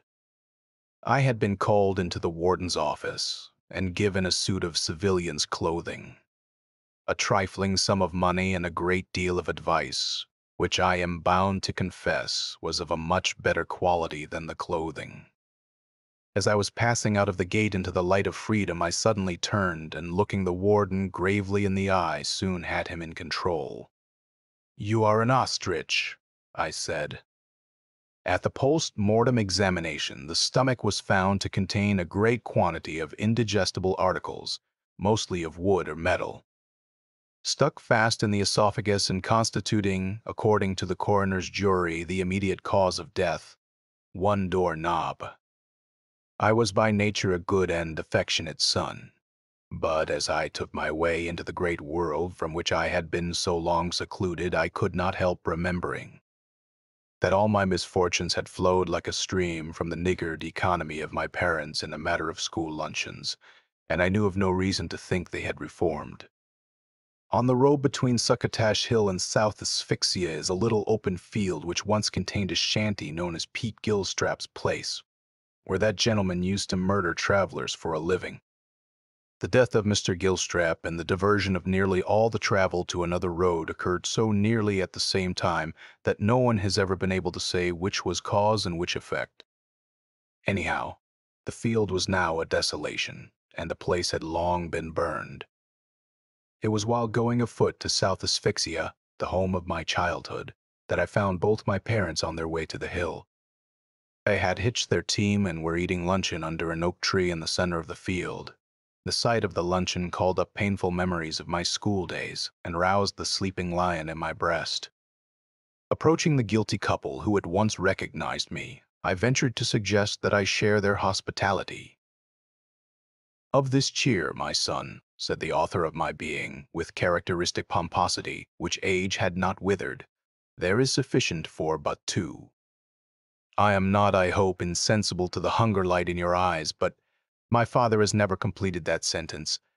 What he mistook for hunger light was simply the earnest gaze of the hypnotist. In a few seconds he was at my service. A few more sufficed for the lady, and the dictates of a just resentment could be carried into effect. "My former father," I said, "I presume that it is known to you that you and this lady are no longer what you were?" "I have observed a certain subtle change," was the rather dubious reply of the old gentleman. It is perhaps attributable to age. It is more than that, I explained. It goes to character, to species. You and the lady here are in truth two broncos, wild stallions both, and unfriendly. Why, John, exclaimed my dear mother, you don't mean to say that I am, madam, I replied solemnly, fixing my eyes again upon hers. You are? Scarcely had the words fallen from my lips when she dropped upon her hands and knees and, backing up to the old man, squealed like a demon and delivered a vicious kick upon his shin. An instant later he was himself down on all fours, headed away from her, and flinging his feet at her simultaneously and successively. With equal earnestness but inferior agility. Because of her hampering body gear, she plied her own. Their flying legs crossed and mingled in the most bewildering way. Their feet sometimes meeting squarely in midair, their bodies thrust forward, falling flat upon the ground, and for a moment helpless. On recovering themselves, they would resume the combat, uttering their frenzy in the nameless sounds of the furious brutes which they believed themselves to be. The whole region rang with their clamor. Round and round they wheeled, the blows of their feet falling, like lightnings from the mountain cloud. They plunged and reared backward upon their knees, struck savagely at each other with awkward descending blows of both fists at once, and dropped again upon their hands as if unable to maintain the upright position of the body. Grass and pebbles were torn from the soil by hands and feet. Clothing, hair, faces inexpressibly defiled with dust and blood. Wild, inarticulate screams of rage attested the delivery of the blows, groans, grunts, and gasps their receipt. Nothing more truly military was ever seen at Gettysburg or Waterloo. The valor of my dear parents in the hour of danger can never cease to be to me a source of pride and gratification. At the end of it all, two battered, tattered, bloody, and fragmentary vestiges of mortality attested the solemn fact that the author of the strife was an orphan. Arrested for provoking a breach of the peace I was, and have ever since been tried in the court of technicalities and continuances, whence, after 15 years of proceedings, my attorney is moving heaven and earth to get the case taken to the court of remandment for new trials. Such are a few of my principal experiments in the mysterious force or agency known as hypnotic suggestion. Whether or not it could be employed by a bad man for an unworthy purpose, I am unable to say. End of the Parenticide Club by Ambrose Bierce. The Terrors of the Upper Air by Frank Orndorff. Experimenter Publishing Company, 1928. Pemberton, the great detective, renowned as never having failed to get his man, spoke to the secretary of the president of the state fair and passed on to the president's office door, marked private. He entered without knocking. Well, what happening is responsible for this visit?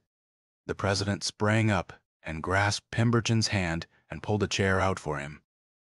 You are not in the habit of calling on me lately except on business. Who are the unlucky people at the fair that you want? For my guess is that you are after some poor birds. Pemberton sat down and placed his hat on the president's desk.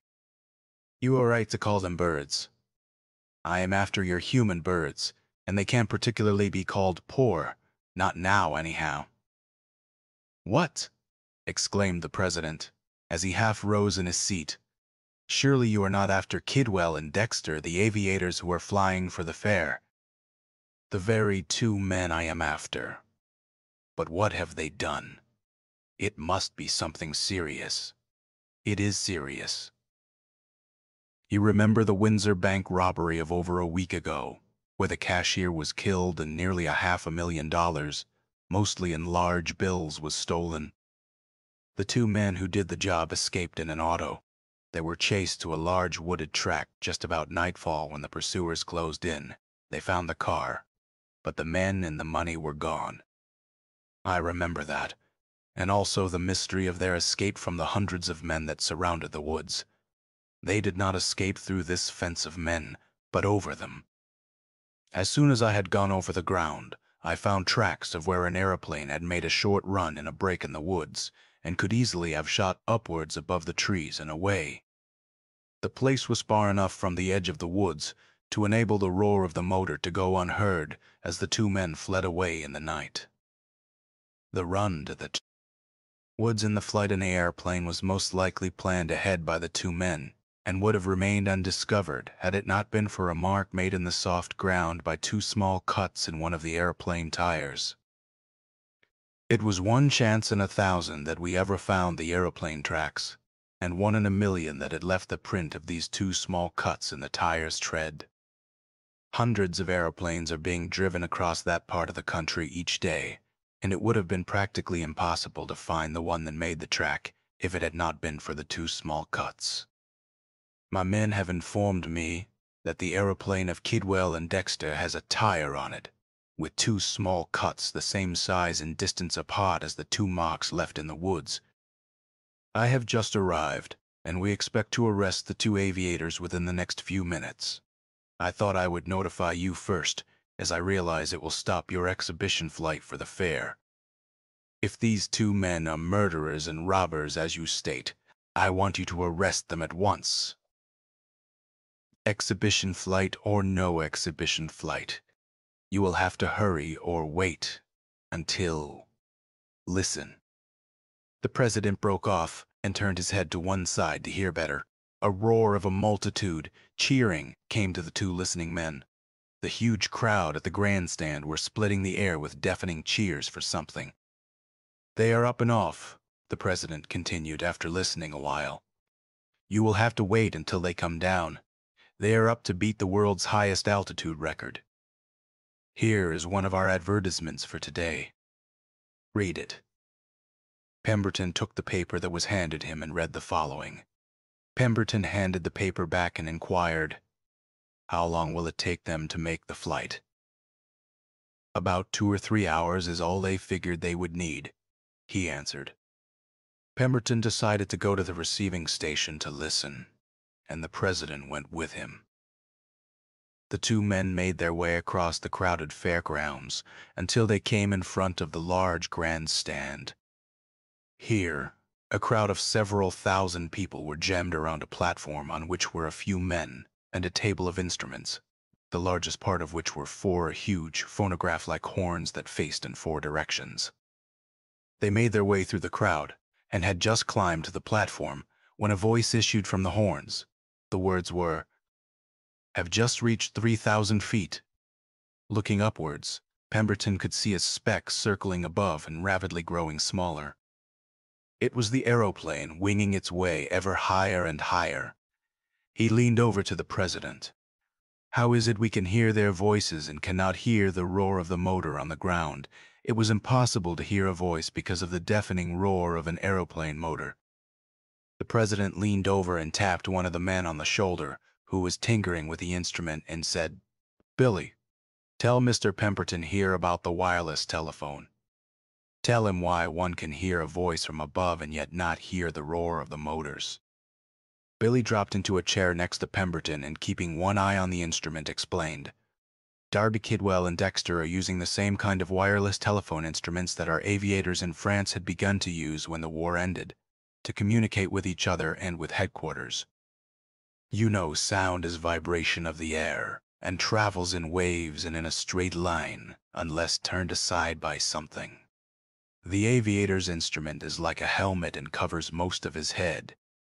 The receivers are flat and lie over his ears. The outside sound is deadened by the padding in the helmet, and it was found that it would be necessary for the padding to cover most of the lower jaw to kill the outside sound. The mouthpiece, the part they talk into, is fastened directly in front of the mouth. It is padded to stop the outside sound. Only a tube-like opening, directly even with the person's mouth, is left unpadded. There are 3 or 4 small holes in the tube, and when the person talks, his voice is thrown straight through the small openings and makes the instrument work, while other sounds pass by as the waves do not get a straight entrance to the diaphragm. Both the receivers and the mouthpiece have wires running to a plug, and the side of the aeroplane which connects with the batteries and instrument that send the wireless waves in all directions and reach us. They also catch any that we should send and transfer it to speech when it reaches the ears. Instead of the usual receiving instrument, we have hooked on a sound magnifier here so that everybody can hear directly. Now the very 1 mile up, and everything is running fine. The voice of one of the men from the speck above spoke from the horns. A cheer greeted the announcement. "Who's doing the talking?" Pemberton asked. "Kidwell will do all the talking, because it is he who is equipped with the long-distance sending and receiving apparatus. Dexter can talk with Kidwell, and Kidwell can talk with Dexter by changing the plug at the side of the machine. So he is directly connected with Dexter. Dexter is the pilot in the rear seat, and will drive unless something happens. If something should happen, Kidwell can drive as they have double controls. Hey, below. We are having fun up here chasing toy balloons. Those that have been let loose on the fairgrounds have reached this far up. There are 20 or 30 in sight. We have run down 3 or 4.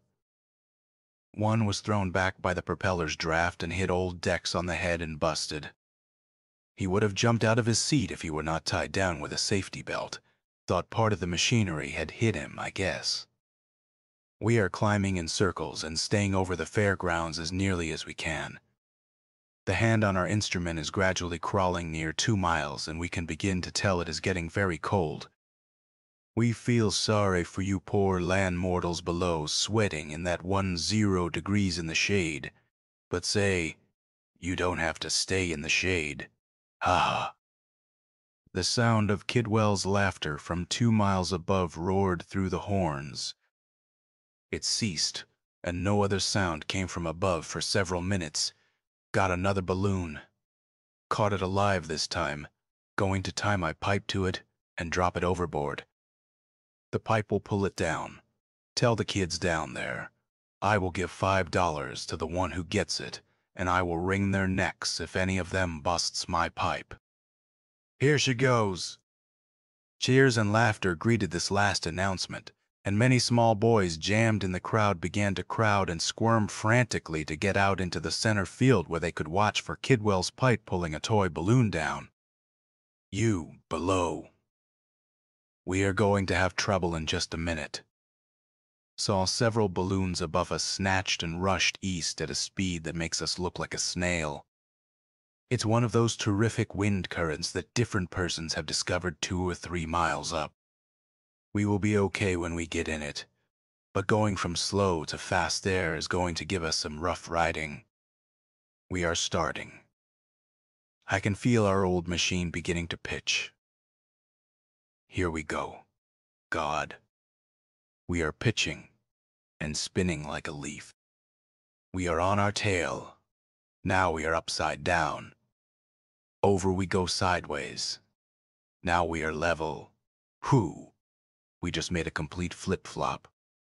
It's a wonder we hold together. We are rocking and pitching like a rowboat on a stormy ocean. We are getting up in the main current and don't pitch so much. It is all I can do to hold my dinner down. I am seasick. We are heading west, but I think we are losing several miles a minute as this terrific air current drifts us east. A deadly hush fell on Bierce. The crowd below, as they pictured the airplane being tossed and pitched about in one of the mighty air currents that are found miles above the earth. They could see the 2 men fighting to keep their machine right side up as they fought through the eddies and whirls at the edge of the current and into the steady but fast-moving air of the center. When Kidwell announced that they had made it, a mighty cheer went up. Several minutes passed and no sound came from the men miles above. Then hurrah for the Liberty motor. We just had another fight to get out of the big current and are now in still air above it. We were pitched and flung about upside down and every which way, just as when we entered it our motor did not miss a lick. Old Dex got sick. I saw him gulping and raise his helmet and lean over, but nothing happened. Now we are riding smoothly. We are heading straight west. instead of circling so as to gain the distance we were carried backwards in the big air current. It is getting cold. We are using oxygen from our tanks as the air is mighty thin here. Dex has just called my attention to our instrument. What do you reckon she reads? Whoop! She has touched it. She's reached 30,000 feet. We'll make it. We'll break that old world's altitude record. A roar that shook the grandstand went up from the listening crowd below. For 10 minutes they cheered and flung things in the air in their excitement. A few more minutes, and the world's highest altitude record would belong to America. Once more, the cheering died down and then broke out afresh. What is the world's record? Pemberton leaned over and shouted above the din into the president's ear. A little less than 35,000 feet, the president answered in one of the partly quiet spells of the crowd. 31,000 came from the horns. Only those right against them could hear, but they began to relay the news. 31,000! Another deafening cheer rang out. The crowd became silent as the president raised his hand for silence and pointed to the horns. 32,000, and old Dex grinning like a frog. This time only a laugh from the crowd greeted the announcement. They would hold their cheers for the last if they wanted to hear all now. It's just about there, now it's closer. Just a little more, nearer. Gee, it moves slowly, just ready to touch. Now it touches. Whoopee, it's over. We have reached the world's altitude record. Now we have passed it. The grandstand roared and shook as the crowd below let loose. Hats flew high in the air. Men thumped each other like boys. Once more the world's altitude record belonged to America, to the United States, brought to it by the two dauntless aviators, far out of sight in the vast space above.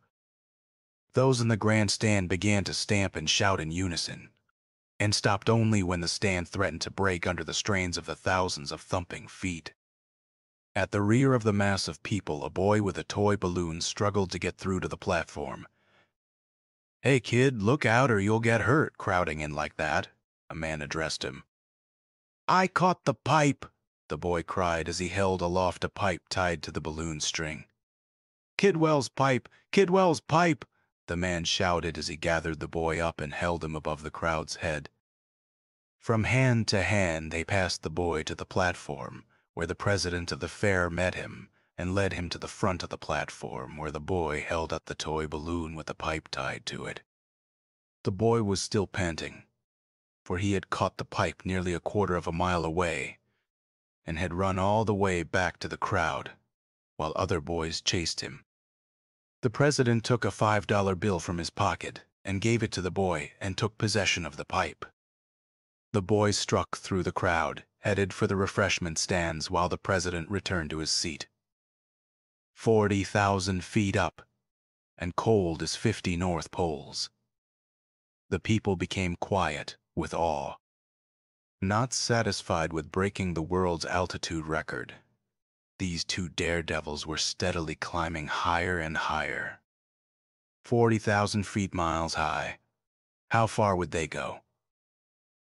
We have just noticed a queer color of the air, just a short way to our west, although we can hardly call it color. It might be just our imagination. Anyway, Dex has headed the machine in that direction. Yes, we notice the difference more as we get closer. Turn her, Dix, turn her. My God, it's a whirlwind. Loop her back, Jex, turn. The last, regarding turning the machine, came from the horns in a shout, and must have been meant for Dexter. It broke off suddenly, as Kidwell must have changed the plug from below to connect with Dexter. Thousands of eyes unconsciously looked upward, although all knew that it was impossible to see to the great height the aeroplane had attained. But all realized that something serious was happening miles above. What had happened? Would the aeroplane come flying down from above and land a shattered wreck? Minutes passed, and no voice was heard through the horn. The suspense became unbearable. Several more minutes passed, and at last came. Hello, below, we thought we were gone that time. We ran into a whirling draft of air of cyclone speed. Our machine was caught in it, and we were pitched over and over like a feather.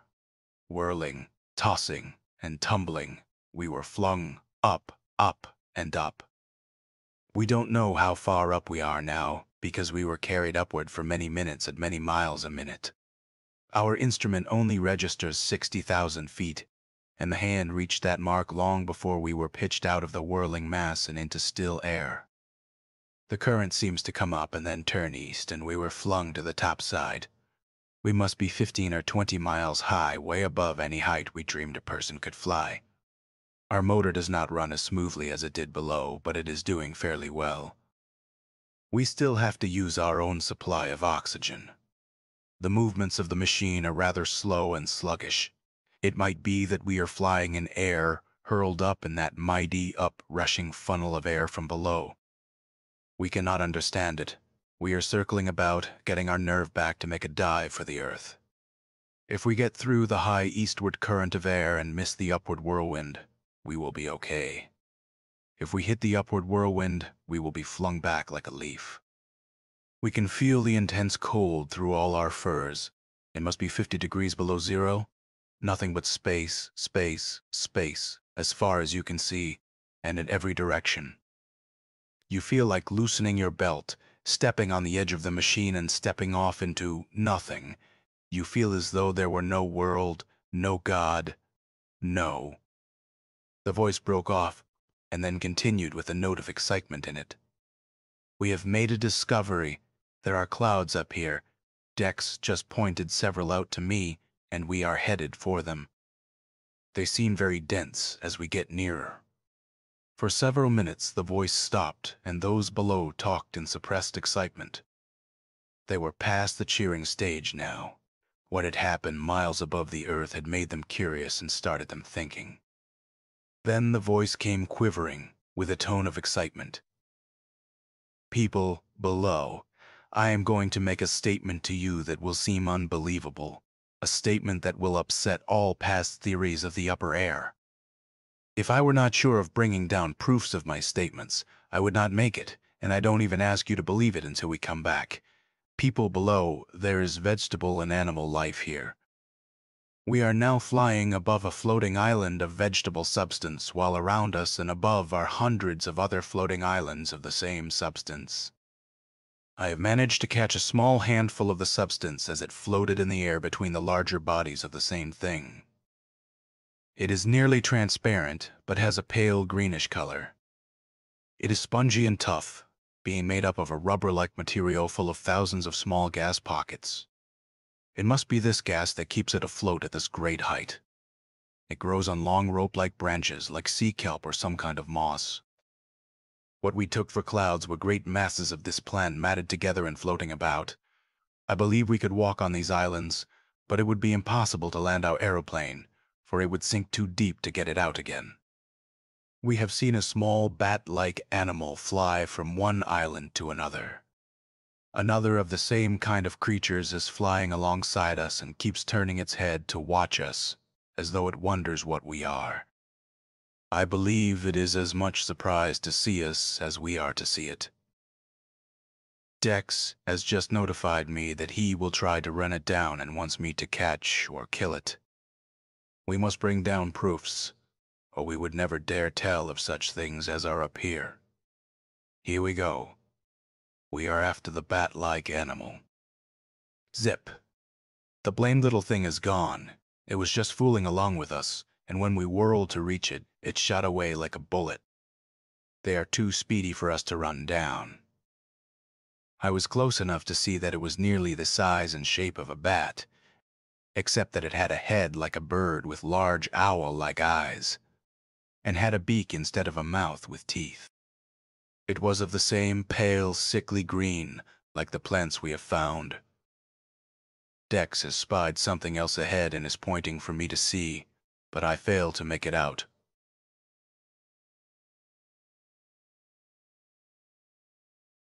Now I see it. It is something long twisting through the air. It is turning and coming this way. It is another animal or a reptile, for it is more like a snake. No, Not like a snake either, for it is about 10 feet long and flat as can be. Its head is also formed with a beak. It looks like a huge ribbon floating through the air. It is turned and is flying above and to one side of us, looking down at us while it winds its way along. If we can get within striking distance, I will take a swipe at it with a wrench. I would like to bring it down. Look out.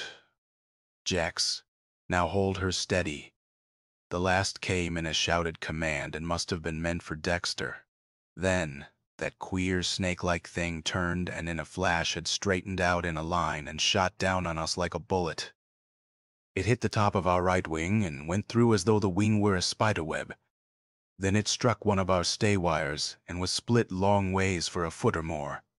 It clung to the wire, thrashing about, a blood of that pale greenish color oozing out. When I was ready to go out on the wing and try to get it, it fell on the lower plane and was blown off. It fell below to the plant island, over which we are flying now.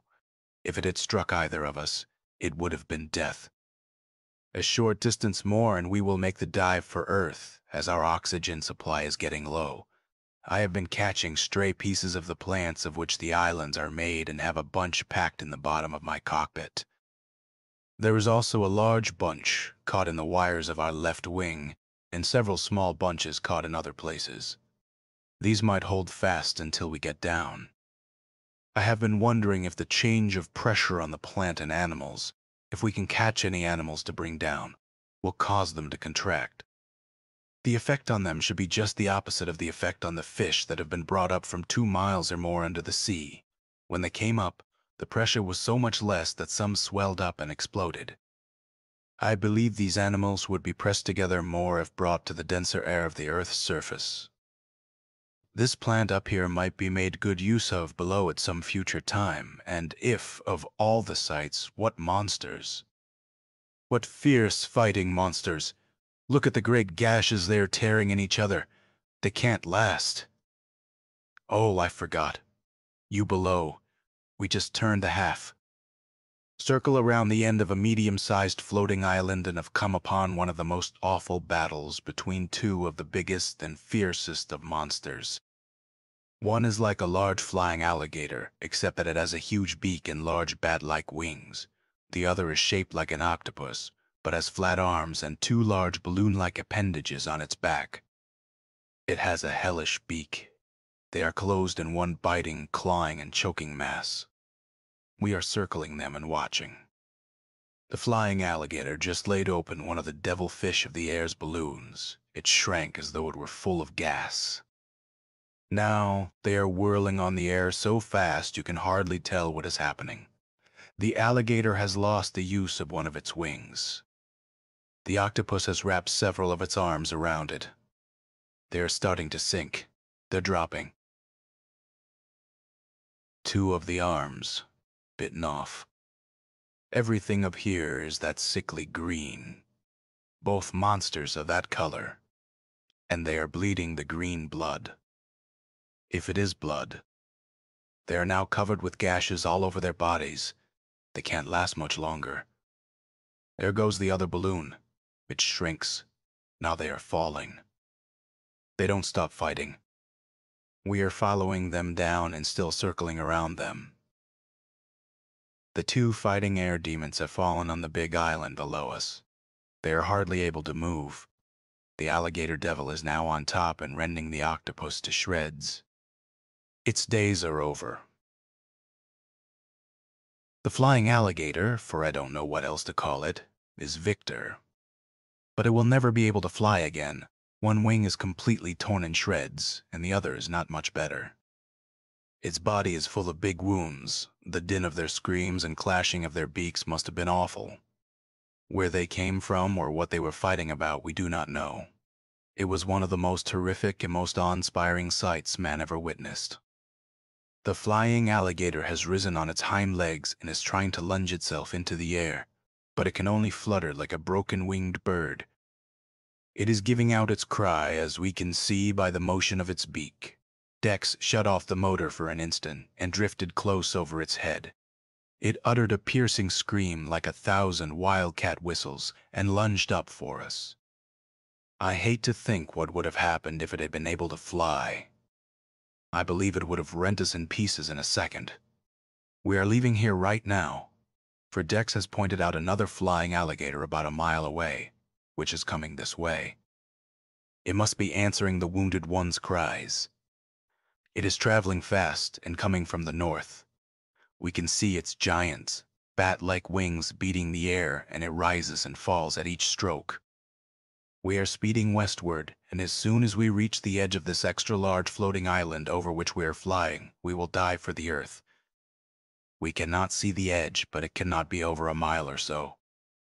We have left the wounded flying alligator about a half-mile back, and the other monster has already reached it and has circled above it once. God, it has turned and is headed after us, its huge wings beating faster than before. We must reach the edge and dive, for it travels twice as fast as our sluggish acting machine. I am not scared, for I can see the edge about 2 miles ahead, and we will reach it before the demon can overtake us. Another has dropped from above where the wounded alligator is, and it also is now headed after us, miles above the earth, and being chased by 2 hideous monsters. Have you ever noticed birds' flyings? When they beat their wings downwards, they not only go forward but partly upward as well, and when they raise their wings for another stroke, they sink a little, instead of keeping a straight course ahead. That is the way these demons fly. Dex is giving our machine all it will take. The 2 demons are going fast, but we will reach the edge before they can catch us. God help us. Another monster, and straight ahead. We cannot go that way, it must turn south or north. No, not north, for I see 2 coming from that direction. We are nearly surrounded, and our only hope is south. I see the edge south, but it is a mile farther away than west. But we will make it. I don't see any of the demons coming from that direction. Our machine is roaring at full speed, but we are not making over 50 or 60 miles in this rarefied air. The demons of this upper air are flying twice as fast, and now there are nearly a dozen close on our trail and swiftly gaining. We are near the edge, and our danger is over. A minute more and we would have been lost, for now there are 2 monsters in front of us. We are surrounded, but we will reach the edge and will head down like a bullet before they can get near enough to head us off. Their screams are bringing other monsters from all directions. Just past one of those hideous flying devilfish and see another ahead and above us. We are just at the edge and are tipping down for our long dive. We'll be with you in a few. Jex, look out for the devilfish. For God's sake, look. Jex, oh God, too late. We are done. Our propeller is shattered. We are falling. Look out below. No, we have fallen on the edge of the island. We are tearing through. No, we have stopped. God, we are in a fix. The devilfish flung itself at us and into our propeller and wrecked it and blocked the controls, and we fell straight down. We are within a few hundred feet of the edge. The weight of the machine has sunk us until we rest in a sloping crater about 50 feet deep. The monsters are arriving and flying in circles above us. Our motor is quiet, and when we raise our receivers, the screams and snapping of their giant beaks almost deafen us. Our only hope now is to reach the edge and trust ourselves to our safety parachutes. For several minutes the horns were quiet, and the people jammed around them listening for further word from the 2 men in the void above. They whispered together in low undertones, and every minute or so their eyes traveled upward in an attempt to pierce the blind of the miles' distance, but in vain. At last it seemed hours, though it was only a few minutes. The voice came again. We took our parachutes from their holders on the side of the machine and started up to the top of the sinkhole we are in. The monsters began to come closer as we neared the top, and one made a dive for us, so we retreated to the machine. They seemed to be afraid to come into this pit we are in. We found a place on one side of the pit where the vegetable has been pulled until it has pulled apart and we can see below. We are going to this hole now, and enlarge it sufficiently to enable us to drop through. All is clear below, so goodbye. But watch for us to come sailing down soon. We are carrying oxygen tanks with us to breathe. The voice ceased, and the crowd began to watch above for any specks that might turn out to be the two men in their parachutes. Many minutes passed. Then the voice came, a voice filled with a tone of despair and terror. They got poor Dexter. He went first after we had enlarged the hole, and before he had dropped 500 feet, a dozen of the monsters were after him. Helpless in the parachute, they dived on him and dragged him up to the top of the island and tore him to shreds. Now they are screaming and snapping their beaks above this pit, and are swooping nearer and nearer. Their taste of blood seems to have made them wilder. I will fight them from the cockpit, and if I can hold out until night, I might drop through the hole and escape in the darkness. I have broken a spar loose for a club. They are coming closer. I struck at that one. It just missed my head. They are gathering in a bunch. They are diving for me in one mass. I am lost. Goodbye. A shriek of a man in mortal agony and terror rang out in the air, followed by a shriek from the crowd. Then all was still. The people knew.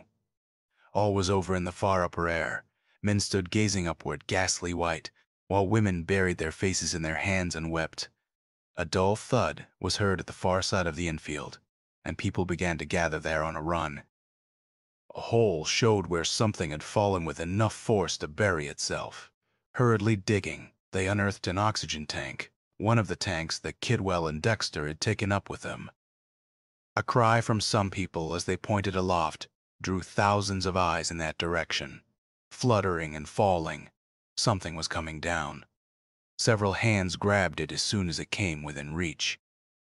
One uttered a cry and let go. He held up his hands in horror.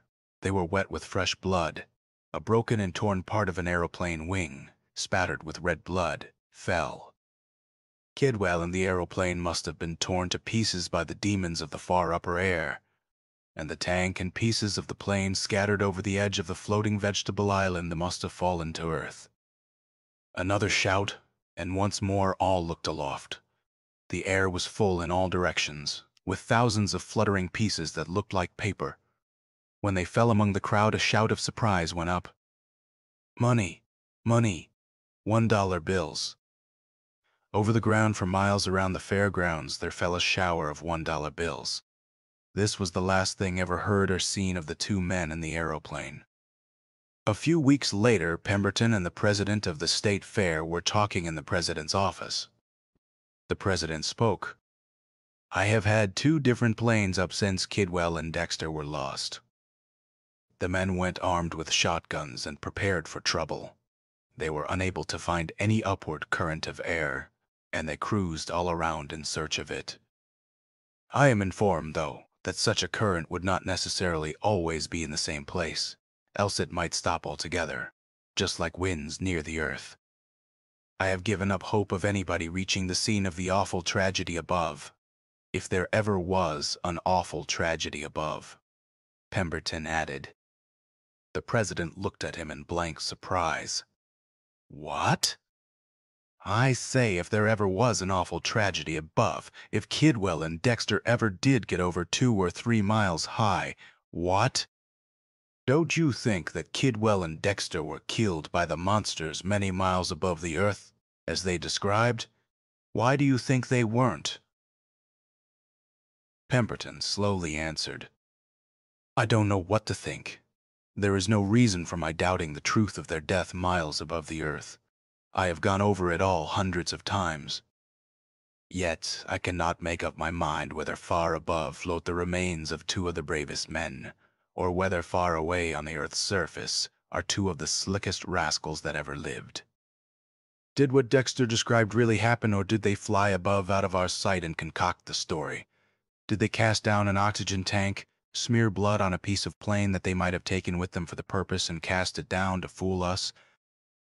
A small cut on a finger might have furnished the blood, and they might have cast down part of the stolen money.